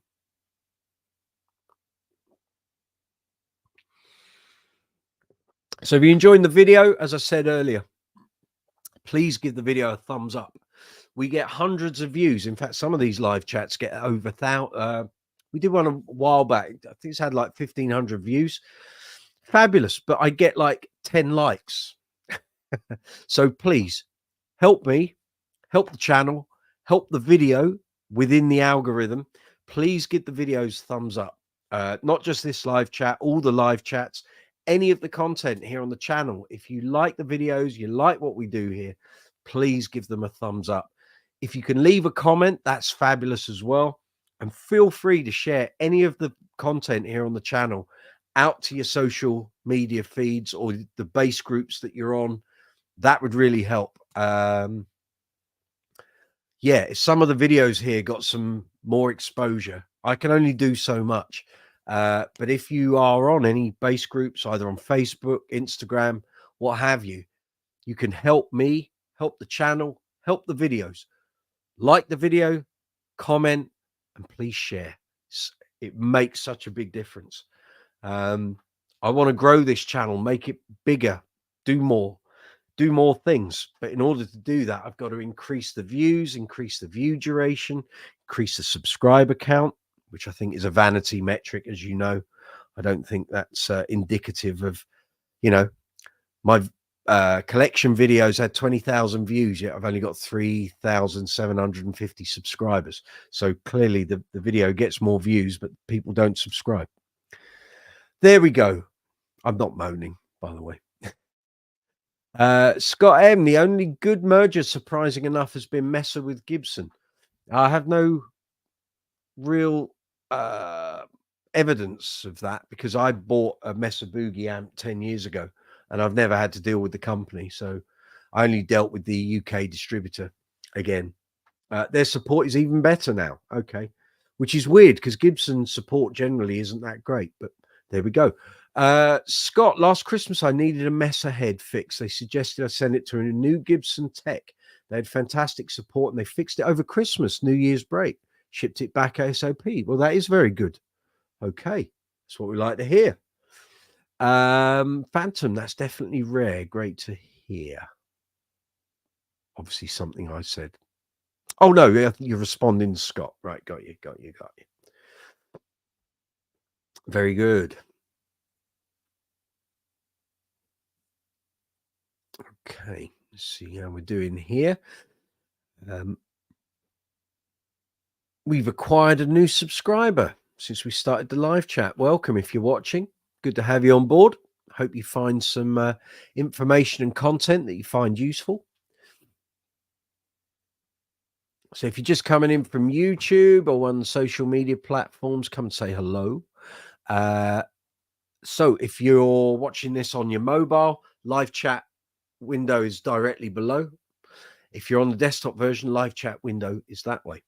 You'll see it on the right hand side. Put your pointer, cursor, arrow, whatever you wish, into the comment box at the bottom. Leave a comment, leave a question. We'll try and help you as much as we can. That's what we're here for. Bass guitars, bass amps, bass effects, bass gear, accessories, gig bags, all of that sort of thing. Cleaning materials. Going to be doing some workshop videos next week. Getting the basses ready. There's going to be quite a few restrings. I know going to be the recycling company are going to love me next week. There's going to be a lot of string packaging going in. Alembic Persuaders getting strings and a setup. Spectre Euro LX getting new strings and a setup. One of the Alembics is going to be having a restring. Two Stator Fine. 2 GBs going on the bench. The Lakeland 4464 going to be getting the new sponge under these pickups. Let's see if you can see this. These pickups wobble about all over the place. It's like the sponge might as well not be there. It's like someone's put a couple of bits of paper in there. So that'll be getting done. Betsy's fine. The Aria's fine. Spitfire's good. Oh, the Lodestone with the Sim Super Quads and John East circuit that's going in for a restring. Bit of a setup, bit of a fettle. Saw John East last week and saw him on Friday. The Stingray 4 has gone in for a checkup on the circuit and a few components. He's changed some things on that Stingray replacement circuit. So he's either putting a new one in for me or taking the old chips off and putting new chips on. Up to him how he wants to do it. So John's very well. Says hello to everyone here on the channel. He said he's 76. I can't believe it. But anyway, he's doing well. He's doing good. And I'll be going to pick that bass up probably next week or the week after. So when he tells me it's ready. Scott, so how about passive basses with overwound pickups? I'm well up for that. Yeah. This has been a new realm of exploring for me. It gives a happy feel between passive with an active feel. Yes. The Billy Sheehan Attitude. So I have a limited 2 here. That is the hottest sounding passive bass. I've not heard an LTD3 next to it to compare it to, but in my experience and my collection, that is the liveliest passive bass I've got. So anything without overwound pickups on a passive, I'm well up for that. That's a good combination in my world. You like some overwound Lindy Fraylins? I bet you do. They're good pickups. They're good pickups. You put those in the right bass, that's going to be some nice tone there. Phantom, the best way to have them, I believe old BBs have quite hot pickups. Yes, they do. Yes, they do. That's why BBs have the reputation they have. When they came along, they blew everything out of the water. Build quality, construction, tone, built to last. The original BBs in the late 70s, early 80s. That's why all the session cats had them. Lee Sklar had one. Nathan East, well, say one, probably a couple. Nathan East had them. He was a big advocate. McCartney had one, of course. So, you know, they were desirable bases. Why they sort of retain their value. And you get people collecting them. Certainly. Very good bases. Very good bases.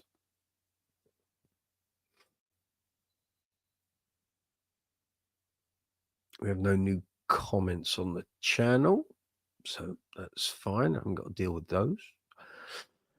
So if you're watching this live chat after the event, you can still get involved. You can leave comments in the comments section. Obviously, you won't be able to get involved with the live chat window because that'll be closed.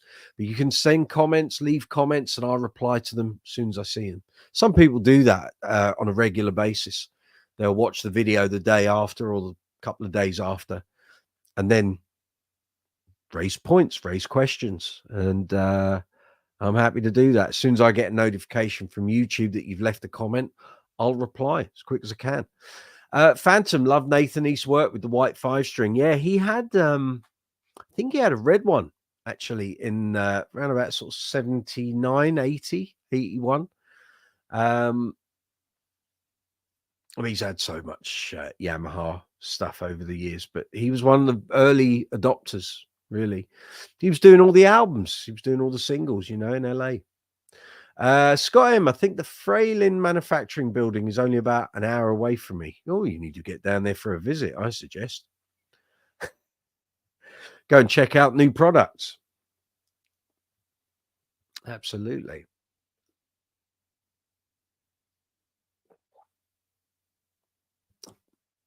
Very good. So what's on the shopping list, Scott? What's coming your way? Anything you're on the lookout for Black Friday? Phantom, he was gifted, we're talking Nathan East here, he was gifted a lower end red BB 1100 or something like that from Yamaha. Yeah, I think he told me that in an interview I did with him in 2014 for Bass Guitar magazine. I'm sure I remember writing that in the article. But yeah, I think someone else in the studio had one, and he said, "I want one," and he got in touch with them, I think, and they brought one down to the studio. I think that's right. I can very quickly check. 2 seconds. I can just check my my text. We go for that. Space Guitar Magazine interviews Nathan East.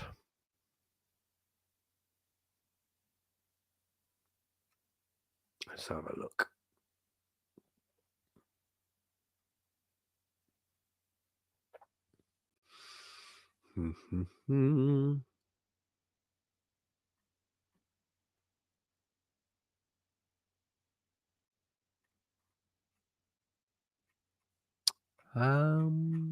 Maybe he didn't say it, or maybe he did, and I had to cut that bit out of the interview for word count. But I do remember him telling me that.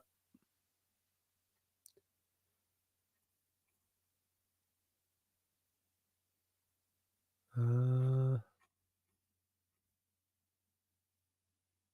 you know what I know? Which it was when we did the Yamaha advertorial just as we went in a lockdown. So let me just find that. Here we go. I think you told me in there.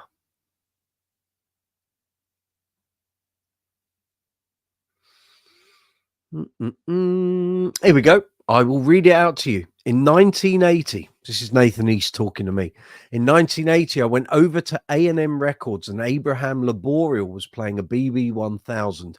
He let me play it. It was unamplified. So I was just playing with my fingers, but the way it blended with the track and the way it recorded was just amazing. And he gave me Huggy's number in Japan. And in 1981, my first trip to Japan was with Lee Ritenow. And Huggy bought me a bass. I'll never forget it. It was a wine-colored BB 1000. I played it at the gig and I told him, I said, "You're not getting this bass back." And he kindly let me take it home. And that was my very first Yamaha. And that's how we got the party started. There you go. There we go. I remembered him saying all that. There we are. Yeah. Scott M. Thursday, I have a brass Warwick Adjuster Nut 3 coming with some Wengy knobs. That's not a euphemism, gang. For my Warwick thumb. Very good. Phantom, that's amazing. You can just go, oh, yeah, me and Nathan spoke about it. I know. We talk on WhatsApp quite regularly, actually. And he was going to come on to the channel and do an interview. And every time we try and arrange it, something crops up. Him and Lee Sklar. You can never tie them down unless they're here in London and they say, right, we're doing interviews today, and you can go along and do it. Trying to get them online. I've been trying to do Lee since we started the channel. So he and I did an interview in 2016 for the mag. And when I set this channel up, I contacted him. I said, would you do an interview with me? Oh, absolutely. Yeah. When do you want to do it? And so I send him, like, every 2 months, I'll send him an email going, can we do that interview now? I'll come back to you when I know I'm free. He never does. So Lee, we need to do that.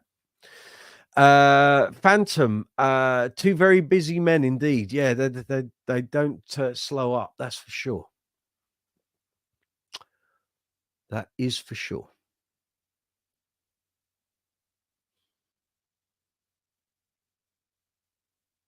Yeah, cool.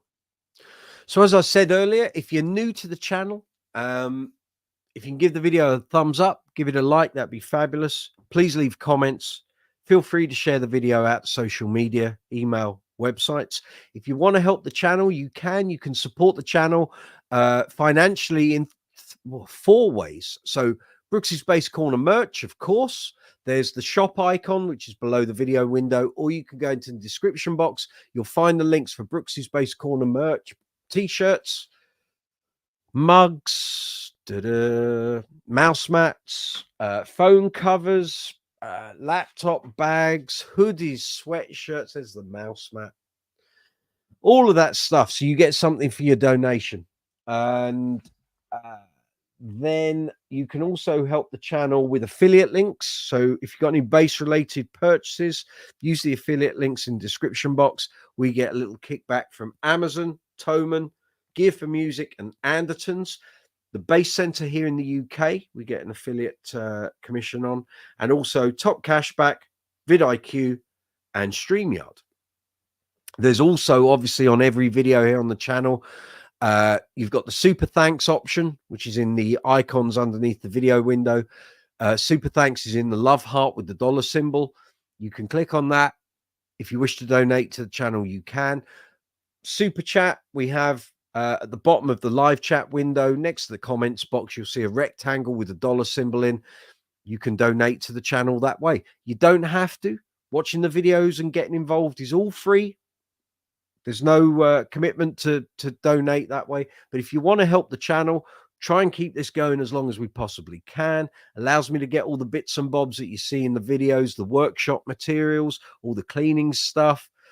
When you see the workshop videos that we've done, all that stuff gets paid for. I have to buy it. So if you want to help the channel, use the super chat facility, and you can make a small donation, medium donation, or a large donation, whatever works for you. And it's all very much appreciated. It just allows me to keep doing the videos, keep bringing the content to you guys out there in YouTube land.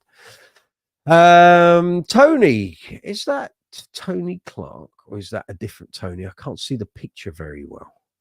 No, it's not Tony Clark. Hello, Tone. Welcome to the channel. You're thinking of getting one of the Sire Marcus Miller's Z3, the Stingray clones, active, passive. You any thoughts on them? I haven't had one in my hand yet. I've been checking out people's thoughts and reviews on channels. I keep hearing the same thing. The hardware is not very good. Some people got the initial run that came through about a month ago, 2 months ago.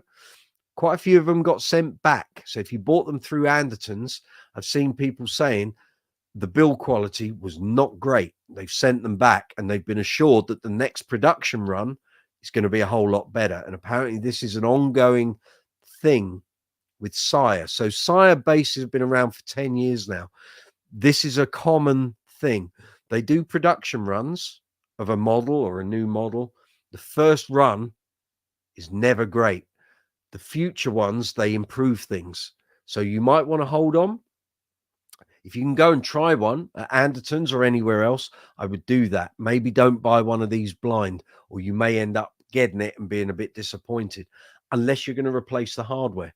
But if you go on Bass Chat, there were people photographing the hardware and the circuitry and the pickups and the routing, and they didn't look great. But I can't say whether they are. I haven't had it in my hands. If I got it here and I wasn't happy, I'd tell you. So those people that know, when I bought this nearly 2 years ago, second hand, this is a Lakeland 4464. I was very disparaging about the pickup routing. It's horrendous. There's large gaps, especially around the single coil here in the bridge. You can't really see it, but the gap is huge. And as I say, the pickups bounce all over the place. It's like the foam in here doesn't exist.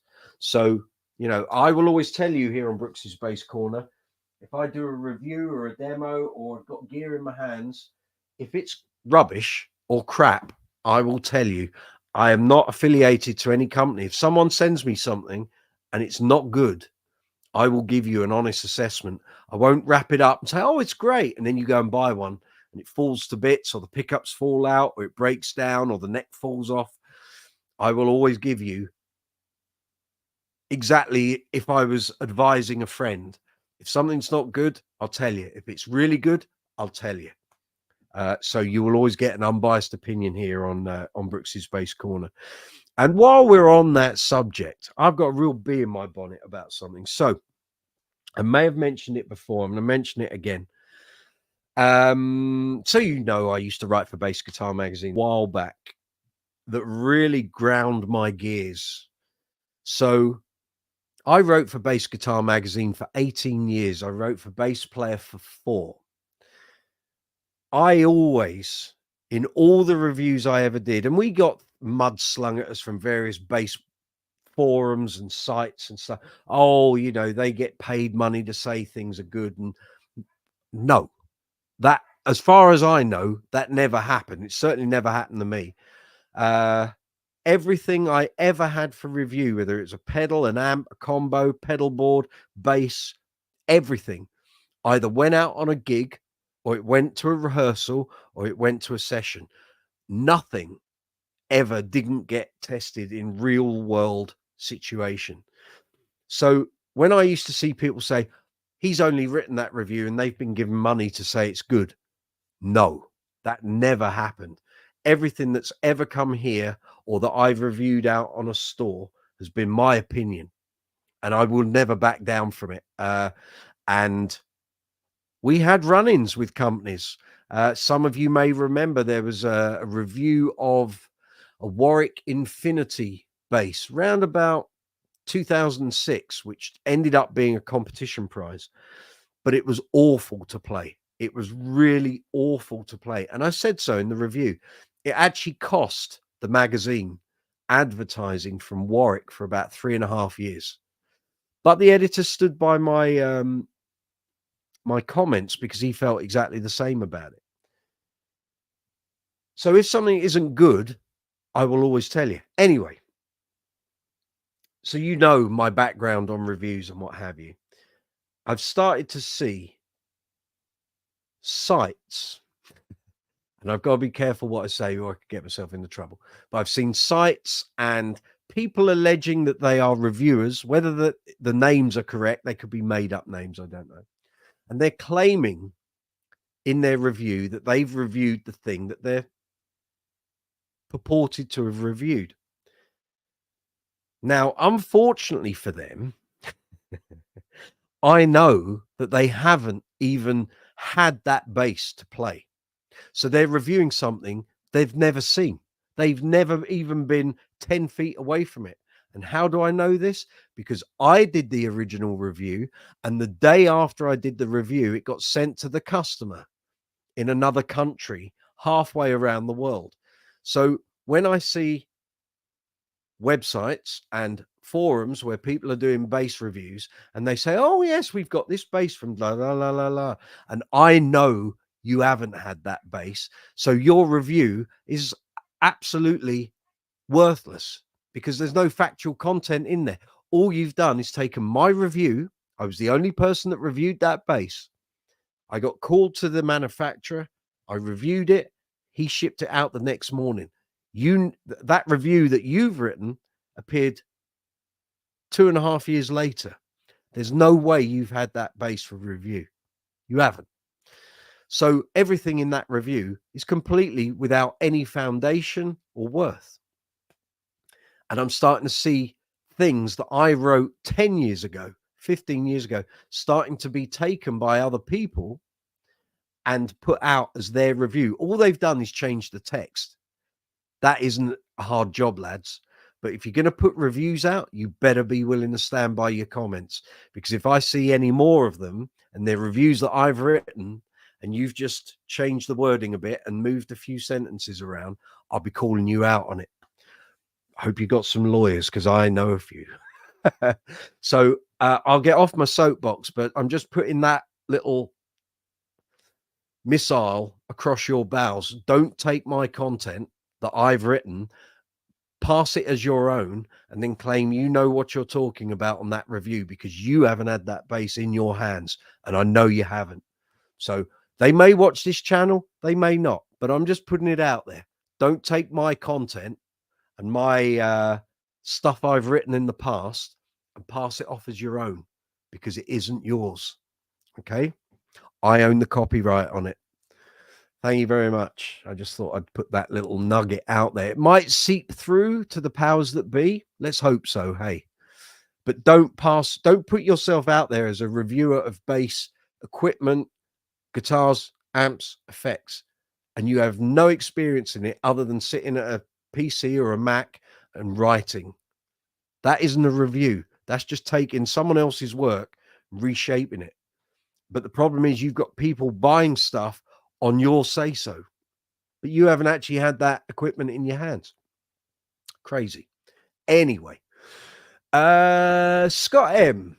I'll get down off the soapbox now. I've been in talks about buying a new Kevin Daly bass. He used to work for Carl Thompson. Oh, very good. Have you seen his work? No, I haven't. It's pretty wild. Cool. I'll check some out.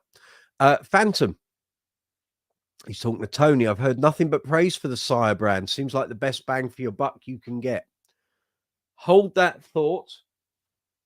So, Sire do a jazz in a burgundy mist, and I know people that have bought them, and invariably those basses have let them down for one reason or another. They've then gone and bought this, the Betsy from the Bass Centre, part of the British Bass Masters series, based on Guy Pratt's bass, and this thing walloped it left, right, and sideways. Basically the same bass, but without active controls and active mids and what have you. So, as I would say to anyone, assess the bass in your hands as a one-off. Don't just go and buy. If you're buying at the cheaper end, try as many examples of the bass that you want. Don't just naturally assume that one manufacturer does the one thing right. Check out alternatives. So if you're going to a store and you're going to try some Sires, see if they've got a Bass Centre Betsy. If you want a Burgundy Mist Jazz variant, you may find this is the better bass. That's not to say the Sires won't be, but I haven't had a Sire here in my hands to compare it to. But I know people that bought the Sire Jazzes in the Burgundy Mist that were meant to be kind of a clone of this. They came out roughly at the same time. And those basses, again, hardware failed. Circuit wasn't what they thought it was going to be. Tonal delivery wasn't what they thought it would be. They then went and bought one of these and went, that was the bass I should have bought the first time around. I'm not dissing Sire. I've not had any for review. I don't know. I don't own any. The only Sire I've played is the drummer in Uncle Funk bought a secondhand white jazz 5-string. Don't know which iteration it is. And it was good, fine, yeah, no problem. But again, Sire are pumping gear out left, right, and sideways because it's at the cheaper end. There's flood in the market. So until I've got some in my hands, I've got nothing to compare it to. So, but all I'm going on is what I've heard from other people's findings. But you know, you can buy a £5,000 bass. Doesn't mean it's going to be perfect. I've seen plenty of £5,000 basses that certainly were not worth £5,000. It probably weren't worth £1,000. So judge every instrument as you find it. There we go. Phantom, it's very unfortunate here. My apologies for not being educated on it. No. I'm only going on what I've read, what I've seen, other people's thoughts. But the Burgundy Mist thing, I saw that pop up numerous times. People thought they liked a Betsy, but they didn't want to buy the Bass Centre's bass. They wanted to buy the Sire, which was like £150 cheaper. They bought it. It was disappointing. They sent it back, got their money back, went and bought a Betsy. We're very happy customers. So I'm a big exponent of the Betsy bass because I think for £650, I think in dollars it comes under $600. I don't think you're going to get a better, cheaper end bass. So cheaper end, anything under 650 quid. You won't get a better bass for the money. And I use my Betsy on loads of gigs all the time. Backup service from the Bass Centre is second to none. If you buy direct from them, you get the gig bag, you get a copy of Guy Pratt's book. If there's any problems with it, when you get it, you ring them up, they sort it out for you. There we go. Cool. I think we're up to date on the comments. Thank you for keeping it active, guys. Fabulous. Super. All good. But this is the problem with cheaper end gear. There's always going to be, sometimes you get really lucky, but sometimes you might get one that's a bit of the quality control coming out of the factory hasn't been right. Hardware is always a thing because the cheaper end just uses cheaper hardware. They've got to keep the costs down. Pickup routing can be poor. The pickups might be a bit shabby. The circuit might be a bit cheap. It's the nature of the beast. Sometimes you get really lucky. Again, another story I've reiterated many times. We were at the gallery in Camden in 2019 doing a bass review day, and they had a Squier classic 60s jazz, Daphne blue, tortoiseshell plate, really nice. They had very, very, very expensive custom shop, Fender custom shop, old vintage basses, super jazzes by the likes of Sadowski and other brands. And this £341 Squier bass was more of a jazz bass in my mind, what I would expect to hear, than these £3.5 grand, £4 grand, you know, glossy, fabulous basses. Just the way it was. That bass just had bounce and spring and really good tonal delivery. Now, you could have played 10 others of exactly that model from that range. None of them might have sounded like that one, but that was the luck of the draw. Gareth Harrison, good to see you. Dawson, you've sent a request. Okay, let me just see. Yeah, there we are. Okay, so invite incoming. Bear me a moment. I'll send that through to you.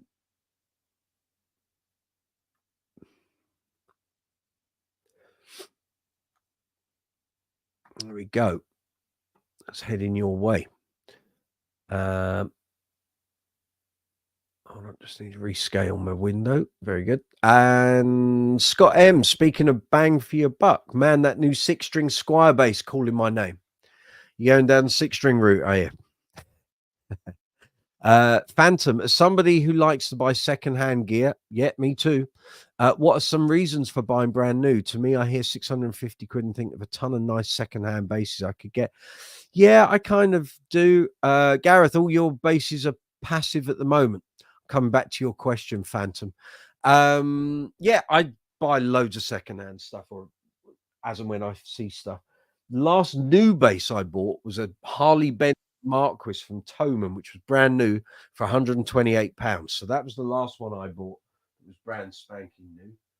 Other than that, I'm just looking at all my basses. Crikey, what was the last thing I bought that was brand new before that? Good question. Betsy would have been the last one before that. And other than that, yeah, pretty much secondhand. Dingwall NG2 was new. I got a deal on that one because it was last of a run and it had a finish defect. And I said, that doesn't matter to me. I'll take it as is. But yeah, other than that, most of my stuff secondhand. I don't have a problem with it. And I don't have when I go and check something out, if I'm buying secondhand, if it's got a few dings, I can live with that, because if it's going to be used live, it's going to get more anyway. John Cooper, good to see you. Certain things, like if I'm going to look at status, I don't want one that's all bashed up. I had one that was all bashed up. That had scrapes and sort of dings all over it, and the quote to get it resprayed was over £1,000, and I was like, I'm not ploughing £1,000. It's going to get dinged again. So I ended up moving that on. But you know, certain valuable basses, alembics, kabikis, statuses, GBs to a certain extent, you want them in good nick, because you're going to have to sell them on at some point further down the line. You don't want ones that are bashed to hell. But if you're buying something that's going to get bashed to hell anyway, because you're going to use it live a lot, then it doesn't really matter, does it? But yeah, canny secondhand purchasing, that's the way ahead. John Cooper, good evening from Amsterdam. We'll get you. Enjoy yourself.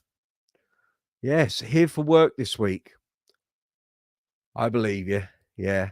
Still joining late as ever. That's all right. Don't worry. See, Dawson's there. We're going to bring him to stage, and he's on camera this week. How about that? Let me get my headphones on so I can hear you. Talk to me, Dawson. Testing, testing. 1, 2, 3. And there we are. Beautiful. How are we doing? Fantastic. How about you?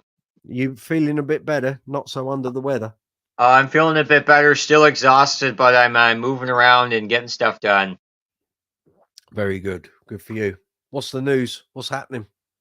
What is active and passive? Okay, passive. Let me pick out a passive bass. Right. So basically, a passive bass has no active electronics. Okay.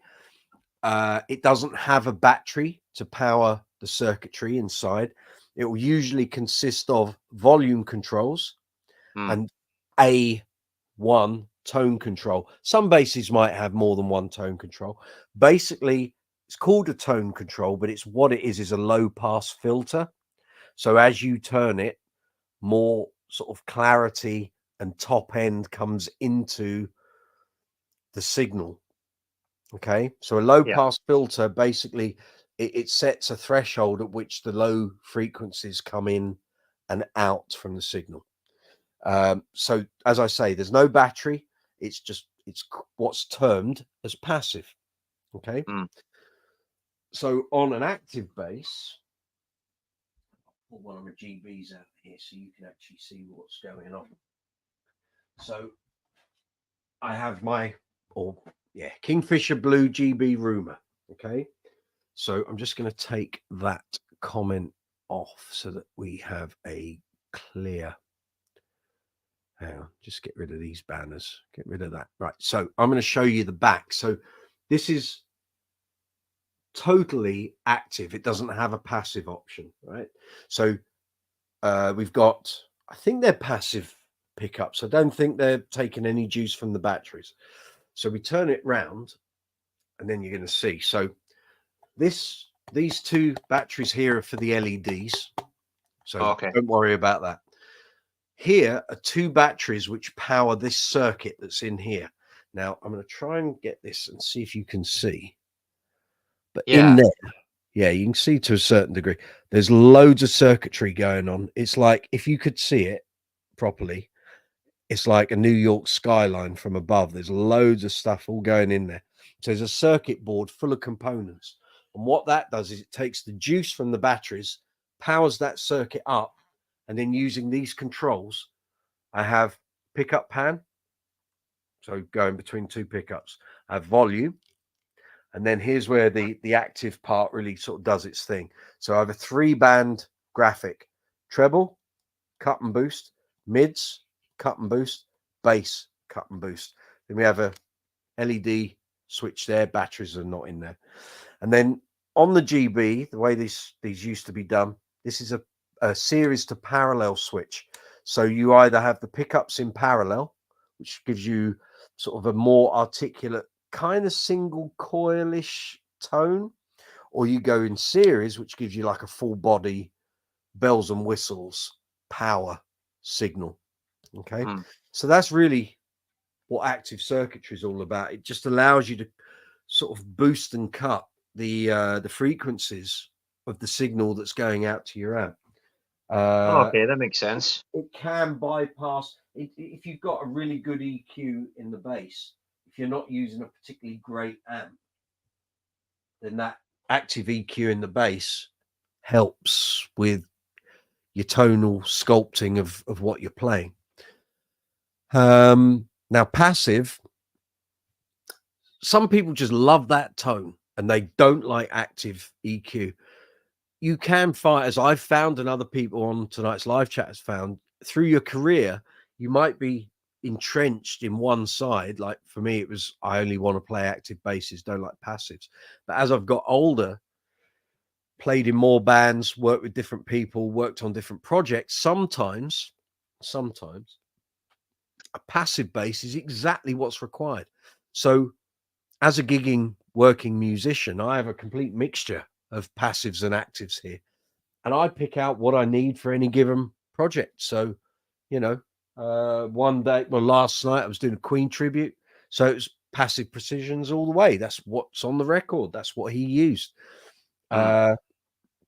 Saturday's gig was with a bunch of guys I've played with before, but we didn't know what the stage was going to be like, didn't know what the venue was going to be like. So played safe, took my Status Empathy, because for me it's a tonal battering ram. It cuts through every mix, 5-piece band. So I took that. Every eventuality was covered. Very happy. So that's in a nutshell, that's the difference between passive and active. I'm just going to drop into the messages here. Keith Doherty, good to see you. Haven't seen you for a while. Hi, folks. I'm new to Octavers, but a while back, let me put this up.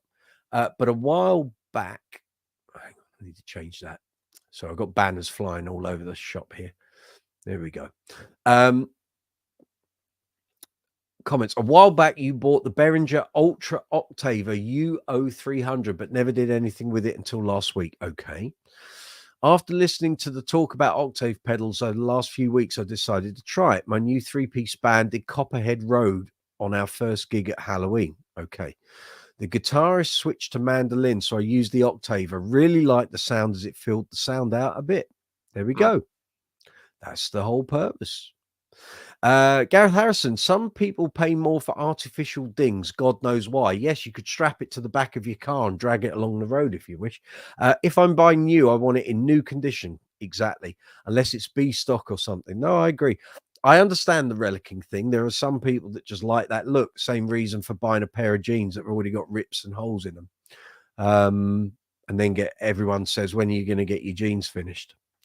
Exactly. No, I agree. You know, if I'm buying new, I want it looking new.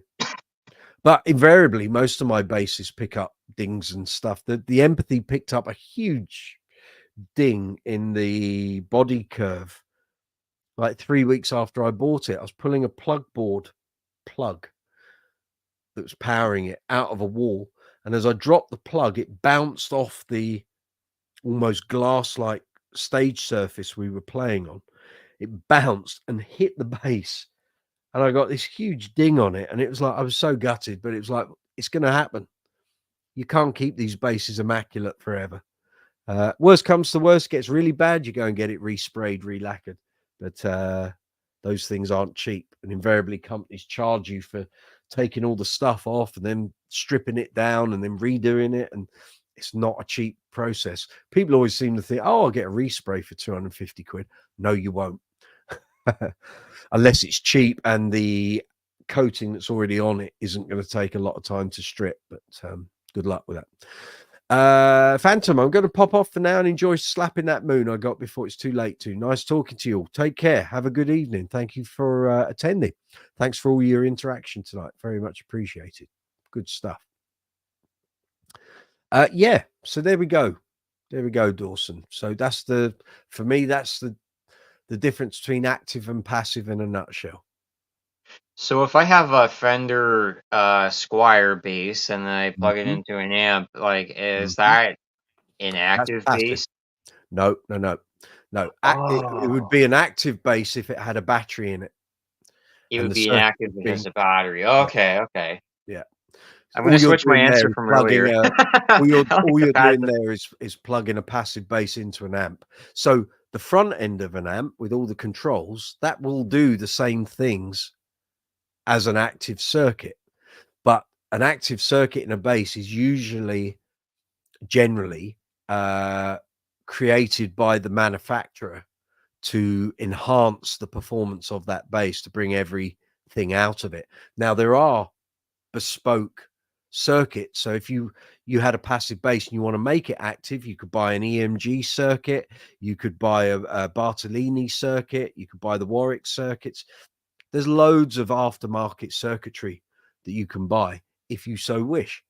But again, it just depends. If you like the sound of a passive bass, and leave it as it is. But if you think, well, I need to have active sounds, so good slap sound, I need a fatter bottom end with some bass EQ, you could have an active circuit put in there and have an active passive switch, so you can switch between the two. However, as I've learned over the years, you can have an active bass with a passive option, but it doesn't necessarily sound like the way the passive bass was before. It's different. It's not the same. And I'm no doubt some people come in here and say, I've got a passive bass and I put an active circuit in it, and when I switch it to passive, it sounds exactly the same. I bet it doesn't. I bet if you put it through a DAW or a recording setup and recorded the performance, take the sound files and the WAVs and compared them, matched them over the top of each other, they wouldn't look the same. Oh, okay. So I'm trying to think. I've never done it. I've never had a passive bass and made it active. But as I was saying earlier, my Marcus Miller Jazz originally obviously had the Fender circuit, which is switchable, active, passive.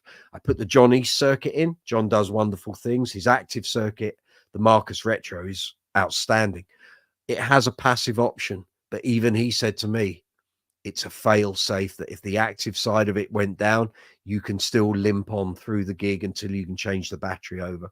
But it's not comparable to a jazz that is just passive. It's a different tone.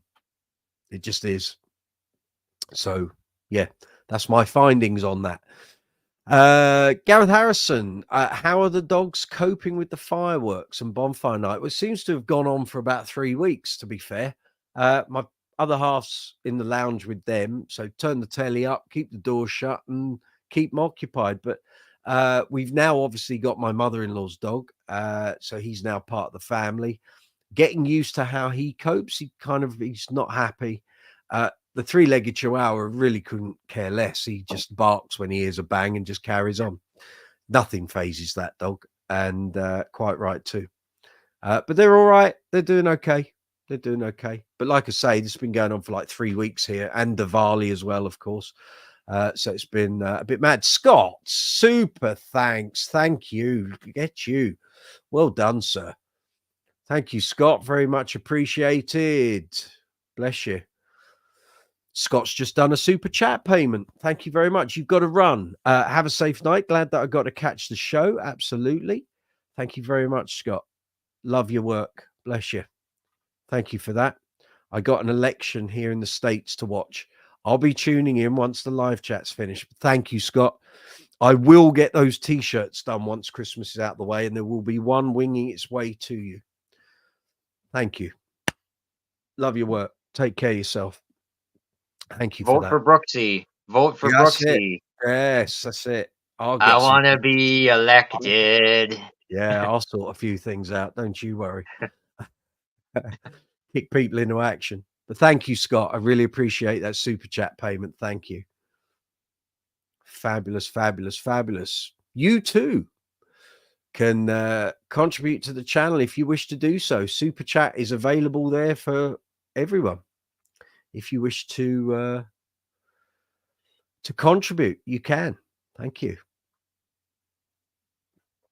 It keeps the channel going. All the things you see week after week, all the content, all this stuff, lights, microphones, boom stands, leads, the StreamYard subscription, the vidIQ subscription, all these things get paid for. Oh, well, I have to pay for them. They come out of my pocket. So, you know, if you enjoy the live chats, you enjoy the content here on the channel, then feel free to make a donation if you wish to do so. You don't have to. It's free to watch, free to get involved. But if you enjoy what we do here on Brooksy's Bass Corner and you enjoy the content, you can do exactly what Scott just did and contribute to the channel. It's very easy to do. And because Scott is a regular contributor in that side of things, he will be getting a very limited Brooksy's Bass Corner t-shirt in the new year. So Scott's in the US. Obviously, I'm here in London. There'll be a production run of some special t-shirts in the new year. And people who have contributed to the channel via super chat, super thanks, have bought merchandise. I know who you are. You will be getting a nice little limited edition Brooksy's Bass Corner t-shirt, and I hope you'll wear it with pride. Take photos of yourselves wearing them and send them in, and I will promote them. But yes, the super chat, super thanks contributors will be getting a special t-shirt in the new year. Just got to get them printed up. All good. Gareth Harrison decided to hold off on buying a phaser. Okay, it was flanger you were after, Gareth. To see if I can pick up a bargain in the Black Friday sales. And you know exactly where to come on Black Friday, don't you, Gareth? 9 o'clock, Brooksy's Bass Corner in the morning. I will be rounding up all the bargains I can find for the bass players.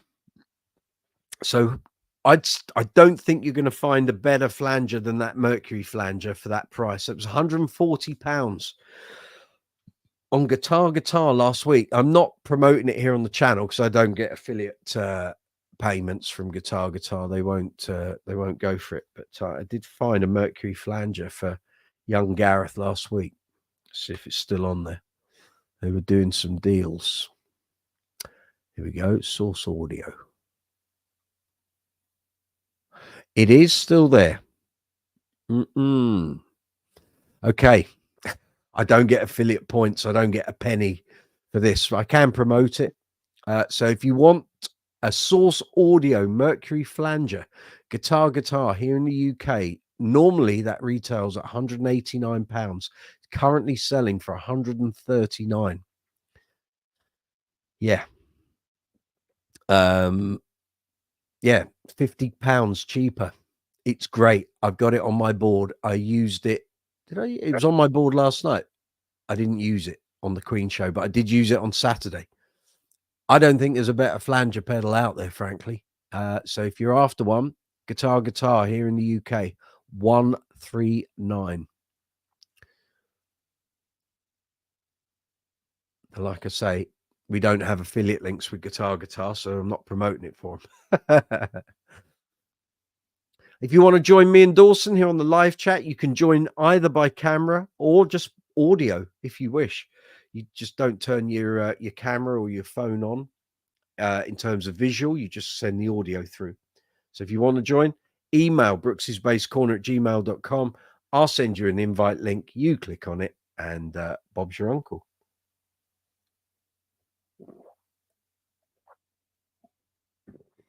And obviously Brooksy's Bass Corner mugs, of course. Fine as they are. This has been through the dishwasher about 250 times. That print's going nowhere. Very good. Very good.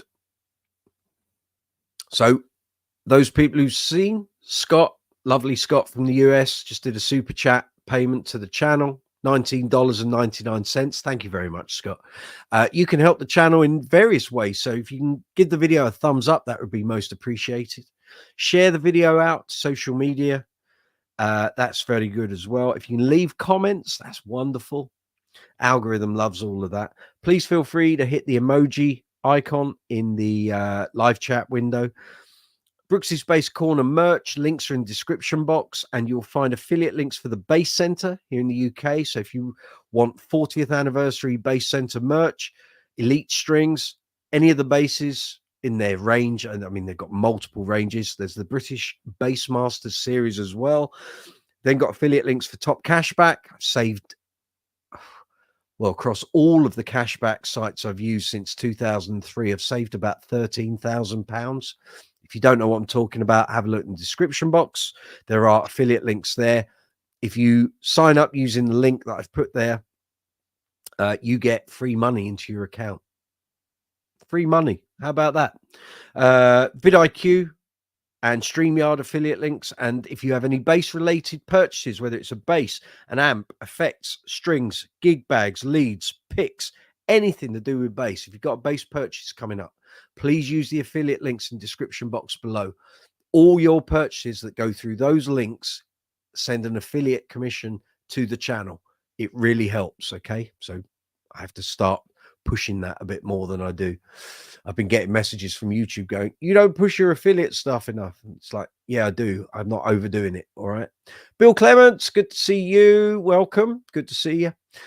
Stacy, election night nerves here. Yes. How about that, Stacy? Scott did us a super chat. Yes, he did. 1999. Fabulous. Super stuff. Gareth Harrison, you're off work on Black Friday as I have tickets for Peter Kay. Oh, very good that day. So we'll be tuning in the morning. You can sit there in your pajamas with your bowl of cereal while I'm telling you all the best things to buy. I'll see you there, Gareth. Absolutely. We will share our finds online. There's Bill saying hello to Stace. Very good. If anyone wants to come on live with me and Dawson, you can. You just email brooksyspacecorner@gmail.com. I'll send you an invite. You click on the invite and through you come. Yes, indeed. Yes, indeed.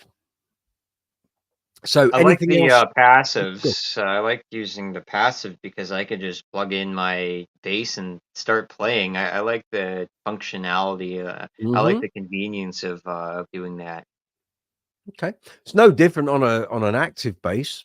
You know, it's no different. You don't have to sit there and twiddle the knobs very often. And I know a few bass players that do this. They'll do all their tone shaping on the amp, but leave their bass EQ totally flat. They don't boost or cut anything. They just leave it flat and do it all on the amp. It's horses for courses. It's what works for each individual, you know. It's all good. Yes, Stacey, that is excellent from Scott. Very good. John Cooper, do you ever switch between active and passive during a gig? Rarely. Really rarely. I don't think I've ever done it. I don't. The only times I've had batteries go on gigs, it's been in the basses that didn't have an active passive switch. So I've recited this before. In 2006, I was on a gig in Oxford at O'Neill's, and we were doing a 3-piece covers gig, and we were getting near the end of the show, and we were playing Wonderwall, and I had my T bass, Status Trace Elliott T bass, and that doesn't have an active passive switch. When the battery goes, it goes. That's it. So that happened. So I put that bass down, picked up my other bass, started playing the song, and the string snapped. I didn't have a third bass, and it was very difficult to play that song without the A string. So I just said to the band, please just stop. I'm just going to literally just put a battery in the T bass. It will take me like 8 seconds. I said, just got to open the case, battery, bang, in, off we go. And that's what we did. So we started the song again. Pub didn't mind. They were fine. Otherwise, it would have been no bass for the rest of the song. Do I ever switch? How does that affect your levels? Well, it will affect your levels unless you've got a passive option that is as hot as the flat active setting. So some manufacturers address that, and I've had basses for review that were like that. The solution is to have something like a radial tone bone, which allows you to have 2 basses plugged in, and you can adjust the settings so that they're matched. So if you had both basses in and you were swapping basses between the set, the output on both signal wise would be the same. There are now other options. You don't have to just have the radial tone bone. There are other boxes and not effects, but processors that do the same thing. You found that your status is way hotter than your thumb bass. Yep. Both active, so I had to turn down the S2. I had the same thing when I bought my first Stingray, and I was using my Kubicki before that. And I'd used both on the same gig, and the adjustment on my Hartke amp was off the charts. The Stingray was so loud, so full on. The Kubicki just sounded really polite. And yet, before I bought that Stingray, I would always have said the Kubicki ran kind of hot, wasn't even close to the Stingray. So yes, you do have that. You could have something like the EBS micro bass, the 2 or the 3. You could have 2 basses plugged in. You can adjust the levels so that they're kind of in tandem with each other. There are lots of pedals now that allow you to do that sort of thing. So yeah. Gareth, just remember to unplug the bass between sets so it doesn't drain the battery. Correct. Absolutely. You only do it once. A bit like putting diesel in a petrol car or petrol in a diesel car or van. You only do it the once. You don't do it twice. Gareth, some amps have a DB pad. Yep, a lot do now. Years ago, they didn't. They didn't have all that. To switch between passive and active basses. Yeah. Agreed. Agreed. We are at 10:15 here in London town. This is live chat 87. 87 of these. I can't believe it. Where did the years go? So, yeah. Very good. 87, White Snake 87 album. There you go. There you go. Quite. So yeah, there's active and passives in a nutshell for you, Dawson. Any other questions on that? Yeah, when you mentioned that some of the Jerry tones I Blair, good to like, see or you. some of the artists and tones I like, they use Mm. passive. Did you have any examples of ones that have used that? Geddy Lee, Rickenbacker and jazz basses, passive. He didn't go active until he started using the Steinbergers Oh, in the early 80s, and then yeah. went to the Wowls, and they were active, and then he went back to jazz basses. Roger Glover, for years, didn't use active basses, I think, until he moved to Vigier. Remind me some of your bass favorites. Yeah, so that would probably be Roger Glover and yeah, kind of Geddy Lee, and Okay. I guess in terms of actually playing, it would probably be Roger Waters. Passive all the way. Precisions all the way. Yeah, he used, I Think. think, In a fact, heavier bass. let me just do a Google on Roger Waters, see if I see anything other than a precision in his hands. I'm not a huge Roger Waters or Pink Floyd fan, so I don't know. Precision, precision again. I think he's kind of just a precision player, really. He's happy with that. So I reviewed a Roger Waters precision back in 2017 for the mag. It was great, really Hmm. good, really. I nearly bought one, and I thought, actually, you don't need it. You don't need it. But it was really good. They did it really well. Sounded great. Yeah, I can't see any pictures with him with anything other than a precision bass. So yeah, that's all passive. Yeah, to me it seems natural in a way. It just you just plug it right in, and Some players just the amp like does the work. they like a precision, simple, effective. The tone works for them. Some precisions are like that. You get one and it's just an absolute belter, and then you pick up another one. It's just like lackluster, not very punchy, not a Yeah. great delivery. Late 70s ones, early 80s, really clanky, horrible bottom end sound, just like periods. Fender have periods of good basses and bad basses, and again, you can't just assume every well, a precision is a perfect example. Never assume you know how a certain precision is going to sound. I got 3 or 4 of them here. They all sound completely different. So that's why they're here, is they don't sound the same. And I'm not a huge fan of precision, so I don't sort of collect them. I use them because I need them for some of the projects I play. Hmm. But yeah. How we doing, Jerry Blair? What's the news? What's happening? How's that cling film on the pedal board doing?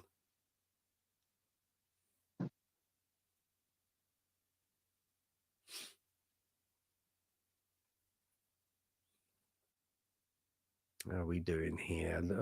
Yeah, all good. Views are good. Stream health. How are we looking on that? Healthy, it says. That's all good. You're doing well, Jerry. Good to hear. Good to hear. Jerry and the Pacemakers. Gareth Harrison, Geezer Butler of Black Sabbath is a passive play, even though his Lakeland has EMGs. It's still passive. It would be like the Betsy. His EMGs probably are battery powered, unless he's got passive ones, because they do some extra wine, like hot wound EMG passives. But it'll be Oh, like Betsy probably. They'll have put a battery under the plate. it's kind of the way I was growing up. I have a Techniques Mm-hmm. stereo system, and the speakers Okay. are passive. Yeah, So, like, obviously, I have everything in the all the power comes from the main that's right. system. Yeah, I turn it on, the power, and so I just plug in the speaker wire to the speakers, and they sound great. So, I've only maybe had active speakers maybe one time in a bookshelf unit, Okay. and I broke it. Something happened, and I broke the speakers. That's not And good. I think just ever since then, I've been kind of reluctant to use active things, but I think that was just a Well, put one it this time way. thing. Take your passive bass to a store and ask them, can I try an active bass? Plug your bass in and play something, and then try the active one. You'll hear the difference very quickly. Yeah, I believe I rem- that. Yeah. that's like when I first started playing, I had a passive Marlin Sidewinder, and I thought it was the bee's knees. And then I was in shops like every weekend learning about bass, trying different basses. You suddenly picked up an active bass. It was like, right, this is a world of difference. So suddenly there I was in the late 80s, and you're hearing all these different bass tones from the bass players you liked. You wanted to slap, you had to have an active bass if you wanted to do, you wanted to get the sounds that were hip at that time. You can slap on a passive bass, but it ain't going to sound the same. Um, Hmm. and so the next progression was to get an active bass. So I did. And from that point on, I had actives all the way until I bought the Mike Dirnt Precision. It was active basses without fail for me. When I go And in the guitar store, sometimes yeah, I like trying new things, but sometimes it feels like the person at the store is looking at me, or people are gonna walk in the store and they're gonna hear me play. don't I worry don't about know. I don't like that. if I feel uncomfortable when I'm in the guitar store. Now, you see, I've always said I'll sit there and I'll apologize and I'll say to the guy, if you want like a virtuoso solo performance, I ain't that guy. I'm a bass player, plays in a band. When I'm testing something, I'm hearing like resonance and tones off the string and how the bass feels, and as I play things, it makes no sense. There's no coherence in my playing when I'm testing something in a shop. But yet, stick me in with a drummer or get a rhythm box happening, and I can play along for days. And suddenly, people might go, "Oh, actually, he does know what he's doing." But if you hear me just testing stuff out, I'm just frimmicking around. I'm not sitting there playing a Billy Sheehan, nor a Mark King solo. It's like, what's the Yeah. point? I want to hear how that bass responds to techniques and sustain and resonance and all of that sort of thing. So no, forget what people. You'll probably never see the people that come in that shop ever again. Don't worry about it. Just do your thing. Do what you need to find out while you're there. I've sat in the gallery in Camden and played a load of old rubbish for like an hour and a half. That's my prerogative. I don't care. It's Yeah. like but I know what I'm trying to hear, what I want to hear, and what I'm looking for. So that's kind of the way I am anyway. That's just Okay. me. When you're younger, it's hard. You are self-conscious, but I don't care who else is in the shop. Like, here I am, 30 years in on a bass playing career. I've paid my mortgage off. I've done 4,500 gigs. I really don't care what someone thinks. And Dawson, you lose these inhibitions as you get older. I That's promise you. true. It's like I don't really care. So if some kid comes in there and he's playing like Flea, I don't care. I've seen all that since 1992 when 1991 since Blood Sugar Sex Magic came out. I've seen kids go in the bass center and go like for 3 hours and annoy the hell out of people. I don't care. It doesn't. I'm not bothered. If that's what, if that's how you get your rocks off, you go for it. But I know what I do, and I know what I do well. And like I say, if I'm demoing something to myself, and what I'm playing is a load of old rubbish, but it makes sense to me. So there we go. John Kuba, I've noticed some contemporary active basses now have hardwired internal batteries. Not seen those. Not a removable P3 and a charge via a USB cable. That was something came in kind of towards the end of the 2000s. Warwick they were trying to start rechargeable circuitry batteries, and there was like a little connection on the back.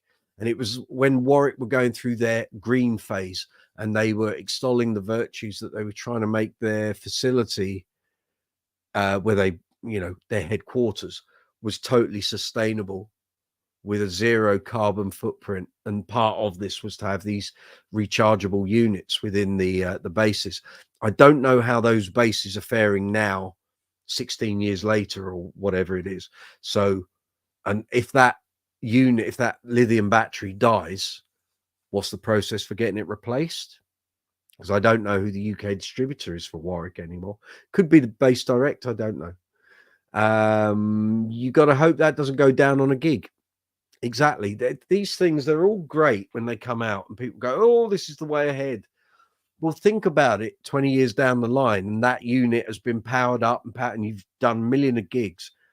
But if that battery goes, what's the process for replacing it? I don't know. Have Warwick thought about that? Is there you send your old lithium battery, or you send the base back to us, and I don't know. I don't know. Might be worth having a look on the Warwick forums, John. Maybe that might be there. I know Warwick did it because I had a couple of their bases for review that had that feature. I can't remember if there were too many others that went down that road. I think a lot of people wanted to jump on the bandwagon, and then when they realized the financial cost of doing it, thought, nah, we won't. Jerry Blair, you just bought a PJ Fender Ultra 2 fantastic bass. Excellent. Color? What did you get? What's the spec? What's the spec, my man? Gareth Harrison, one of my first basses was a red sparkle Marlin Sidewinder. Was it PJ? Mine was a P with a humbucker in the bridge. I had black sparkle, rosewood board. That humbucker was horrible. It was clanky and horrible and not very good. And in fact, actually, the P pickup wasn't great. But when you're starting out, it was great. Served my purpose well. I spent hours playing that thing. Really did. My first gigs for years were played on that. I can remember where I was. I know who I was with, where I bought that bass, how much I paid. 125 quid for it. Late January 1988, from Carl Vandenberg's Music Emporium in Tooting Broadway. Why I bought it from there, I've no idea. It was on the day. I just wanted to go home with a bass, and my English teacher was with me because he's the guy that did my first couple of lessons, and he came out with me. We went to some shops, went to Session Music, and we went to, there was another place in Tooting, and we went to Gig Sounds as well. There's another place. I can't remember what that was. And I didn't have a huge amount of money. I think I had about 150 quid with me.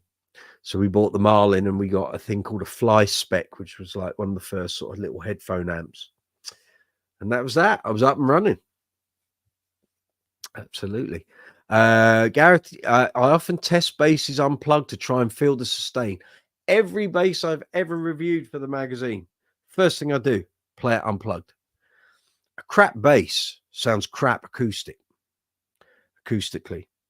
You can have a bass that sounds great with the electronics, but it sounds crap acoustically. Status Series 2000s graphite bass might have a wooden core, might have a foam core. They sound awful until you plug them in. If you play it acoustically, it's dead. It's nothing to it. Plug it in, suddenly that circuit brings that whole bass to life. There you go. Sad but true. But yeah, a bass that resonates and sustains well acoustically, if the circuit is moderately good, it's going to be a pretty good bass. If the circuit is super, you've got an absolute flyer. You've got a hot rod. But yes, timber choices, manufacturing quality, all those things can have an effect on how something plays unplugged and acoustically. Gareth, my mistake. It was a PH. Getting it confused with the Squire PJ I also owned. Yeah, Marlin and Squire had everything sewn up at the budget end back in the mid to late 80s. Sidewinders were everywhere. Encore then sort of came in. Hohner had the Arbor series, so that was their P's and J's. And then Hohner started to extend their catalog big time. And once they got the licensing deal with Steinberger to include Steinberger hardware on the jack, and they used select EMG pickups, select being like a range of passive pickups. All that started to take off. So it was a good time. I knew nothing about basses before 1987, and then it was a voyage of discovery, which is why me and my mate Jamie, who I'll be seeing on Fridays, doing drums with us with the Queen tribute. We used to go to the music shops every weekend. We didn't have any money to spend because we were both doing paper rounds. You got £10 a week, you know. Took a while to accrue that money. You had records to buy, for God's sake. But we would go and sit in the shops up in Denmark Street, and we'd go to all the different guitar shops and drum shops and try stuff. How are you going to learn? You can't afford to buy it, so you got to sit there and play these things. And that's how I kind of learned a lot to begin with. Go and sit in the bass center for 5 hours, play all the basses you couldn't possibly afford, but you hope to be able to buy later in your life. Yeah. Jerry Blade got sparkle blue, nice ebony fretboard, excellent flat wounds, nice. Okay, good on you, well done, sir. Ebony on a jazz is going to sound. Oh, you got a PJ, didn't you? That's going to give it some serious punch. Betsy has an ebony board, and I don't have any other jazz basses with an ebony board. It makes a huge difference. Piano tone, resonance, like a hard. Say hard, it's not, that's not a derogatory term. Powerful delivery with an ebony board. The only thing with ebony, heads up, Jerry, you know I'm good for advice here. Keep that fingerboard conditioned once or twice a year. Dr. Duck's Axe Wax. You can use some of the Dunlop stuff. Keep it conditioned. If you don't look after an ebony board and it dries out, it starts to split. Ebony has a tendency to the wood fibers, the actual natural fibers, have a tendency to pull apart, and they create cracks. Probably ain't going to happen on a bass like that. Fender will have conditioned that wood pretty good, seasoned it properly, but just keep it conditioned with it's lubrication. But ebony is a very hard, dense wood, so you literally, it doesn't need a lot. Don't use lemon oil. It will fade the darkness. It'll you can end up with marks. Don't use lemon oil on ebony. Dr. Duck's Axe Wax is good. Music Nomad F1 oil. Some of the Dunlop stuff. But just like I say, once, twice a year, just condition it when you change strings, and you should be fine. John Cooper, your first bass was a Hohner PJ in ice white. Excellent. With black hardware. Yeah. Strapped ridiculously high. Under the chin, was it, John? A lot of this. Yeah. We were all guilty. It's like the birds. Yeah. I get a laugh out of that every time. It was the Mark King effect. Everyone was doing it. It was like an affliction. And then he started to drop the height of his bass, and it ended up down around his sort of rib cage. It was a lot easier. Lindsay Doyle, yeah, you can do that. I had someone. Everybody's done that before. Here in the UK, those as high as possible. Yeah, well, you got to try it, and you realise it doesn't work for everything. Also hurts your shoulder. So, Lindsay Doyle, yes, I had someone contact me after one of my videos where I said I use Lindsay Doyle, and he claimed it was a drying out oil. I'm not convinced. And I've used linseed oil for years and never had a fingerboard dry out. But you can use that on ebony. But I think like the Music Nomad F1 oil seems to cater for virtually every fingerboard, obviously apart from a coated maple one where you don't put anything on it, you just clean it. So yes, you can use linseed oil on ebony, but you might find a lot of it doesn't sort of soak in. Again, it just depends on your ebony board. Ebony is such a dense, hard wood. That very often what you're doing with conditioning, which is why the Music Nomad stuff is very good. It doesn't just run off; it will soak in. You don't want something that's sort of sitting as a residue on top of the board. So have a look online, Jerry. Make your choice, but try and condition it once a year, maybe twice. But you're using flat wound, so unless you're doing some serious playing, you're not going to be changing those strings all that often, I would wager. That's my thoughts there. So if you've stumbled upon our live chat tonight and you're thinking, what the hell is this? It's we're talking bass guitars, bass amps, bass effects, bass accessories, strings, cleaning materials, gig bags, great bass players, albums with great bass players on. If you got any problems with your gear or anything bass related, put your message in the live chat window, press send, and it'll appear here in my feed, and I will attempt to help you out as much as I can. And if I don't know the answer, then one of these fine learned people here, one of the regulars, no doubt, here on Brooksy's Bass Corner live chat. So we're here to help. Yes, sir. We want that. There we go. And we want that as well. So if you want to join me and Dawson here on the live camera, or you can do live audio, whichever suits you, drop me an email, brooksysbasscorner@gmail.com. I'll send you an invite. You click on the invite and then you come straight through. You can join in. We can have up to 8 people here. Gareth Harrison, unless you're Steve Harris, apparently changes his flats every gig. Yeah, but Steve's playing under intense heat. Oh yeah. Immense amounts of sweat, and he is an absolute monster on his strings. So flats generally aren't that lively, and I expect by the time he's finished the show, they're probably dead on their ass. I would wager. But then again, he's not short of a bob or two, and his signature set, I think, comes in somewhere around 60 quid.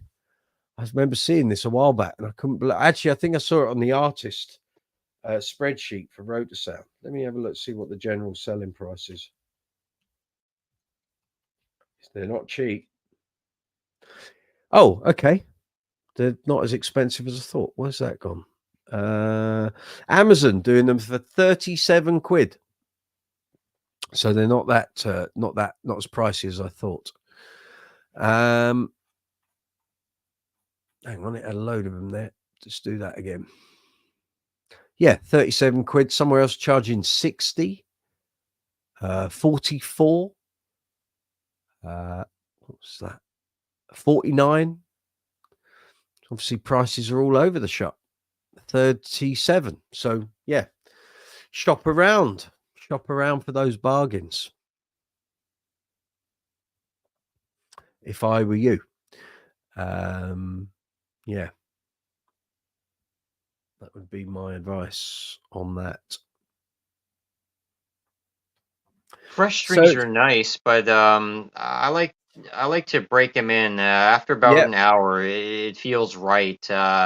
That's how I feel about new strings. How do you feel about new strings? I like my strings after I use round wounds predominantly, and I like them usually after about 2 gigs. So the slickness and when I'm using rotor sounds, there's a certain gnarliness on a fresh set of strings on swing bass, which makes them, they'll tear your fingers to shreds, but they almost feel like they're sticky, but they're not. It's just the new fresh metal. And after 2 gigs, then they're great. If you've watched the Bass String Experiment series of videos that I did here, let me just put a link up for that. Anyone wants to watch that, you can. If you are short of sleep and suffer with insomnia, I guarantee this will send you off to sleep within about 2.5 minutes. 2 seconds. Where are we? It's not that page. It will be the next one, I would imagine. No, it's not on there. Yep, there we go. Bass String Experiment. I need a link for that. There we go. Shareable link. So if you don't know what the hell I'm talking about, I took my Status Empathy, I put on a set of rotor sound strings, and it did every gig that I could do with it. Over a period of 15 months, it did 73 shows with those strings, and none of them broke. They could have done another couple of gigs, but the tone for me in my ears was not good. So you will see on there how those strings develop. So like I say, we do 73 shows. So the first 14 gigs have their own video, and then after that, each video covers 5 shows. There is a one video which is the whole journey. So if you want to see that, let me just pull that up for you. There we are. If you want to sit down for 2 hours with a cold couple of drinks and you want to check that out, you can. So that ran from the end of July 2022 until October 2023. It's all there, warts and all 73 shows. And as you would expect, they degraded over time and the tone dropped off. And we then got into the period where they were like rubber bands, and then they were like a washing line and like old rope, and they did the gigs. It's all there on camera. So you want to see how one set of strings did 73 shows? It's all there. That's amazing. Watch it on your telly. I've started watching YouTube on my telly, and some of that is a good watch. It's you see all the journeys and stuff that we do with Uncle Funk and ABBA, couple of covers gigs. Can't use it. Well, I didn't use that bass on any Queen shows, so those gigs weren't included. But yeah, you'll see some of the festivals. There's show footage. There's all sorts. So if you want a bit of a laugh, it's very much that. You can either click the first link and take you through the playlist, and you'll see all the videos there, or if you just want the complete journey, the second link will take you through to that. Jerry Blair, yes, a very punchy bass, top load and string through the body, sustained for days. Excellent, excellent, excellent. Gareth Harrison, do people still boil their strings? Yes, they do, as I know that used to be a thing. Yeah, if you don't have the money for a brand new set, maybe you got a gig coming up or an audition or some recording, you just want to give your strings back a bit of luster, take them off, coil, hold the winding, so loop the string. So if you got a string, where are we? There.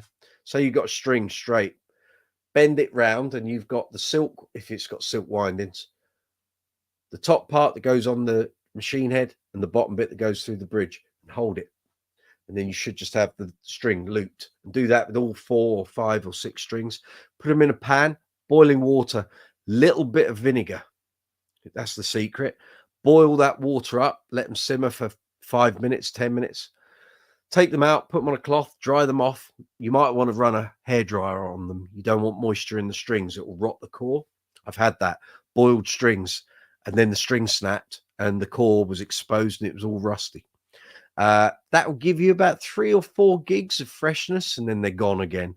So what's making the string sound bad is corrosion and playing, where if you do a lot of slapping strings, pluck strings, you'll see they get little grooves where the frets are. So that deteriorates the metal composition of the string.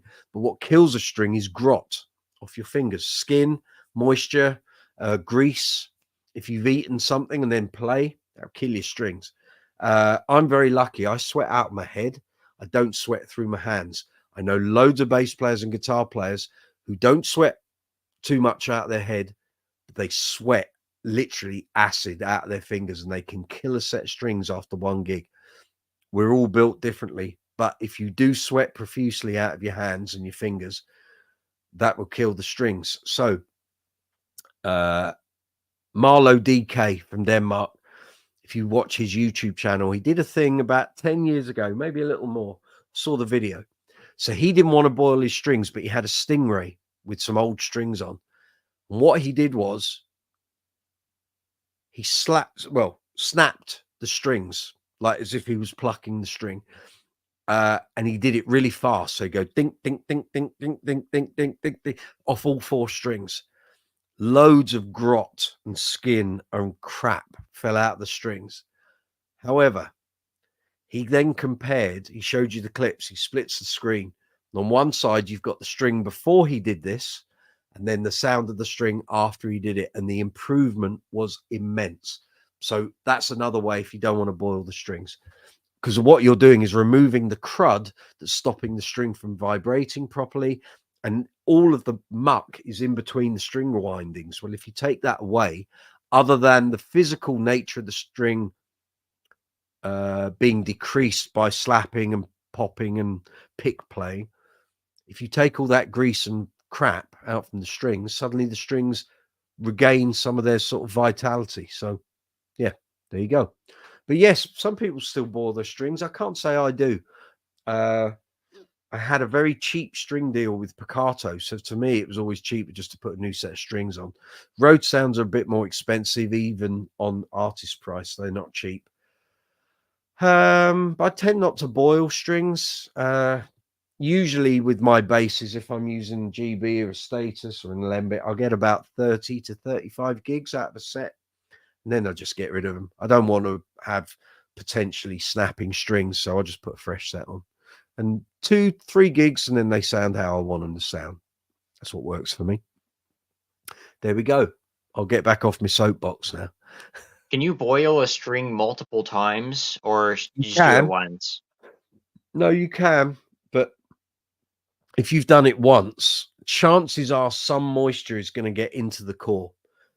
So if you keep boiling, there comes a point where I think I did it once, like 88, 89, and I probably boiled them twice, and I found on the second time they only had some freshness for a period of playing, and then they died again, and it was fairly obvious they weren't going to go too much further. And like I say, the string snapped, and the core, the thin core that the windings are rotated around, was rusty, so moisture clearly got in there. And that was the situation. So you can, but there comes a point where it's diminishing returns. It's not going to keep doing it. But if, like I say, if you've got a set, they've been on a while, you've got maybe some gigs coming up, you just need them to sound a bit fresher, you'll get 2 or 3 gigs of playing, and they'll sort of stay like that, and then they'll drop off again. Stacey Ann, what's the best way to dry them? I used to put them in a tea towel and dry them off, and then use a hairdryer, just because it'll blow the moisture out if there's any in the windings. You can put them in the oven for a short amount of time, not a microwave, of course. Don't be an idiot. Or that could be a whole that's like Joe Walsh level of nonsense. Or did you say and I missed it? No, that's what I do. Generally a tea towel, and then use a hairdryer on them. And I should do it, really. Or if it's sunny and warm outside, stick them on the washing line. Hang them out. Let the wind, let the air blow the moisture out. But yeah, that's my my suggestions on that front. I can boil it with my spaghetti. No, don't do that. No, don't do that. No, you'll be coating the strings in another sort of crud. The spaghetti incident from Guns N' Roses. Yeah, don't do that. There we are. Let's just check the old stream health. We're good. Yep, it's healthy. Always healthy. Yeah. And just check that. We're doing. Oh, we got another subscriber. 2 new subscribers while we've been on the live chat. Thank you very much. Thanks for joining in. Thanks for getting involved, coming along for the ride. You're very welcome here. Now, what was I checking? I was checking. That's what I was checking. So I'm just checking something on the video that everything is good.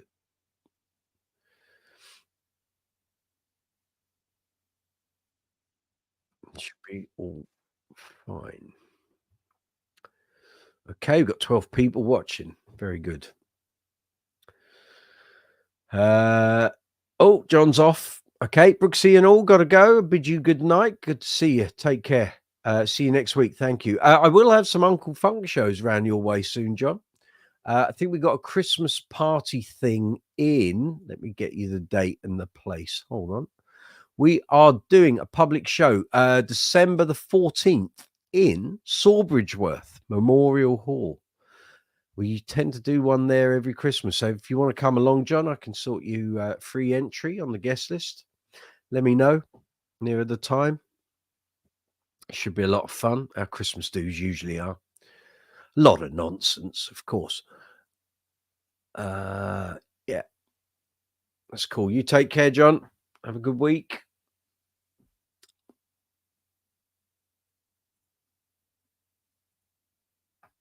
There we are. Good. That's all fine, and that's all fine. Good. Okay. It's coming up 10 to 11. We'll probably wrap this up in about 10 minutes or so.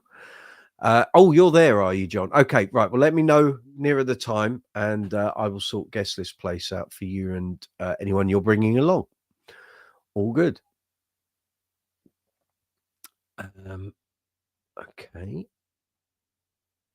Yeah. So, coming up to 11 o'clock. So we'll bang this on the head at the top of the hour.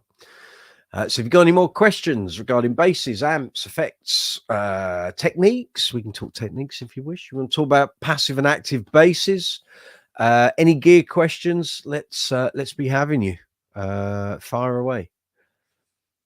Yeah, I have another one. Yes, sir. Yeah, I have it's more of a statement, I guess. I have a lot of respect for musicians and in gigging and touring musicians.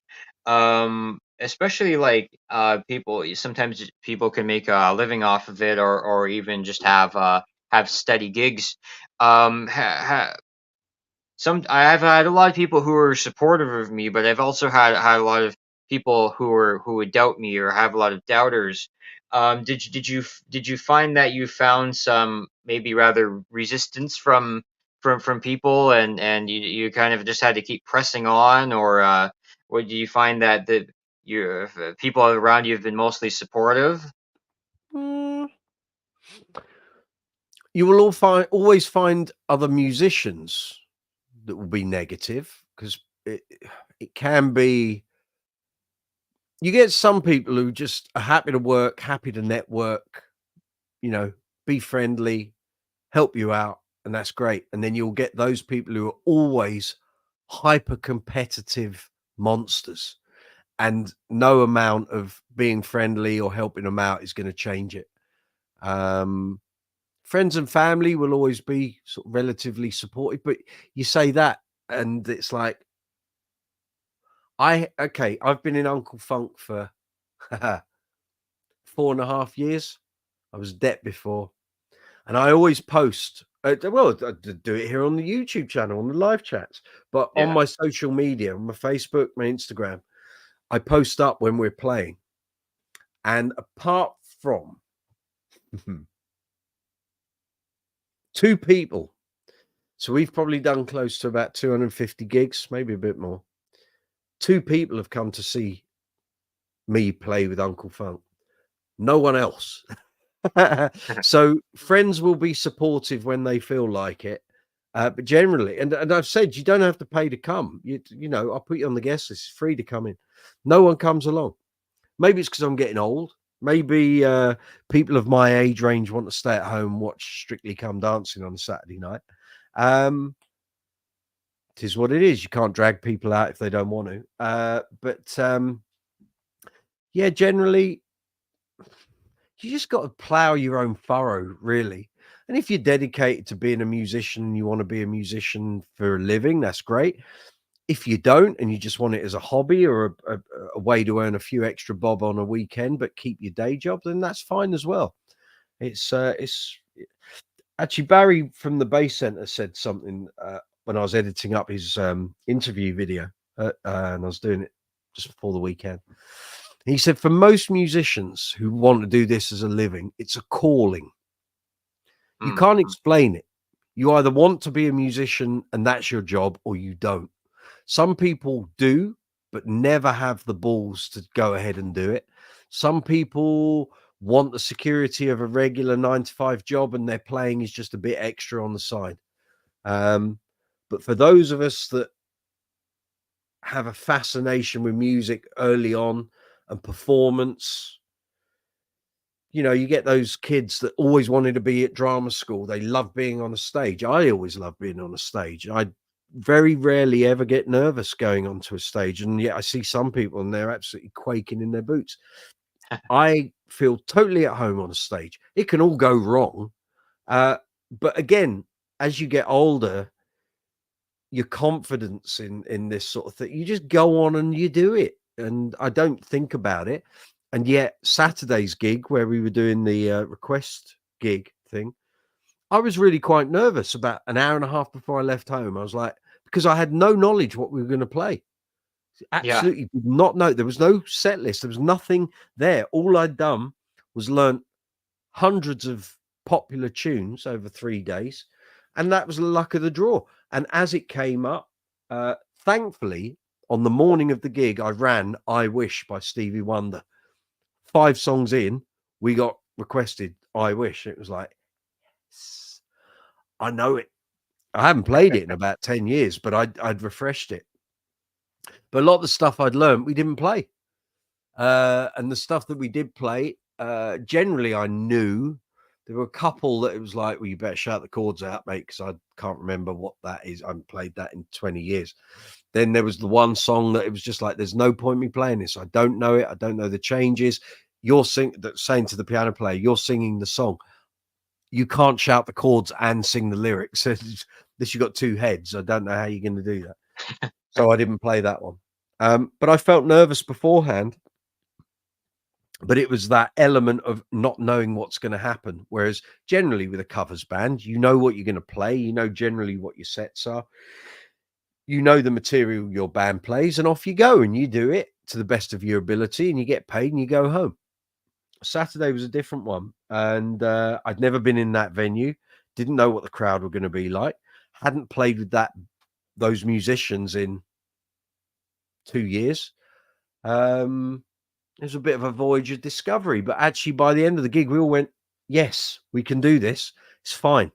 Next gig, please. And now we got a couple of extra gigs in the diary. So there was no reason to be nervous. It was just the anxiousness of not knowing what to expect. Whereas with Uncle Funk, you know, first gig after lockdown, we'd been rehearsing that for 8 months. So the fact we were playing our first gig after lockdown to 7,000 people, that wasn't nerve-wracking at all. I knew how to play the set. The rest of the guys knew how to play the set. You just go on and you do it. But as you get older, that nervousness and sort of anxiousness, for me, disappeared long ago. I don't even think about it. Occasionally there might be a gig where if I'm depping and I don't know or I haven't played the material with the band in a rehearsal setting or something, you're going to feel your way through the first couple of songs. But if they've sent you live versions and that's what you've learned, there's no reason for it really to go wrong. So that's my take on that. Gareth Harrison just discovered Rich Brown's Brownstone channel on YouTube. Oh, yes, very good. He is very good. Always try to encourage other players that may not be at the same level as me. Absolutely. As I was in their position once. Yes, we've all been there. All been there. Jerry Blair, I'd love to come and see you with Uncle Funk. Well, come a lot. Where are you? You're in South London, aren't you? Let me have a quick look in the diary. We tend not to do London gigs. There's nowhere really to play. And we're not a cheap band. Let me see what we've got coming up. Right, private do, so you can't come to that. Another private do, and you can't come to that. Uncle Funk. Another wedding. So really you're looking at, well, public show. We're playing Sawbridgeworth, which is in Hertfordshire, on the 14th, Saturday the 14th of December. If you want to come, Jerry, let me know. I'll be mentioning it here on the live chats. If you want to come, message. I'll put you on the guest list. You can bring friend or friends if you want. I have access to guest list, freebie tickets, whatever we're doing. Can certainly do that. And then next year, there's loads of private bookings first part of the year. What's that? Public show. Where? Again, Hertfordshire on the 15th of March. And then we've got another thing, Bishop Stortford, which is Hertfordshire, Cambridgeshire in March. I'm just trying to see if we've got some festivals. Oh, actually, yes, we have. You got to wait though. It's June. We've got a couple of gigs where we're doing festivals and then private dues in the same day. So there's some things in Essex around there. Lots of private stuff there. Cheltenham. So nothing down your way really. Buzzstock, which is in Leighton Buzzard, see, opposite side of London. If you're happy to drive, you're more than welcome. Herne Bay in Kent in August.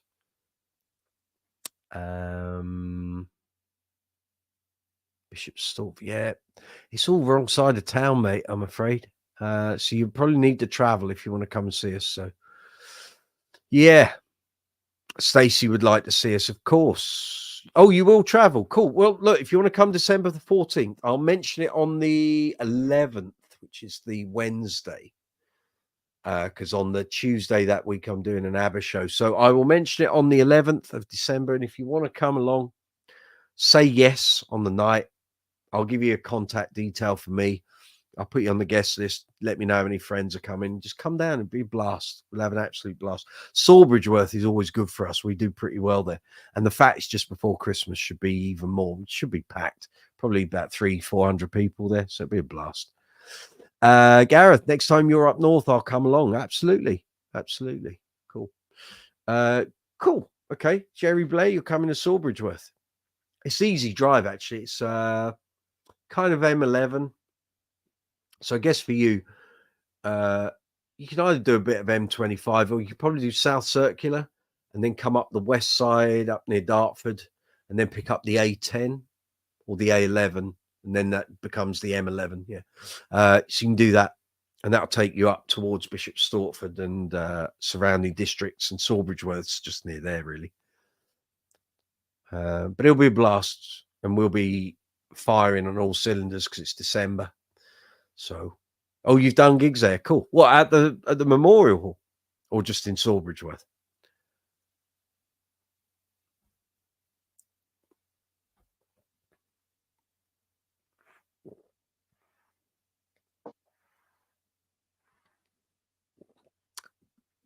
We've done it past 3 or 4 Christmases, and it's been a blast.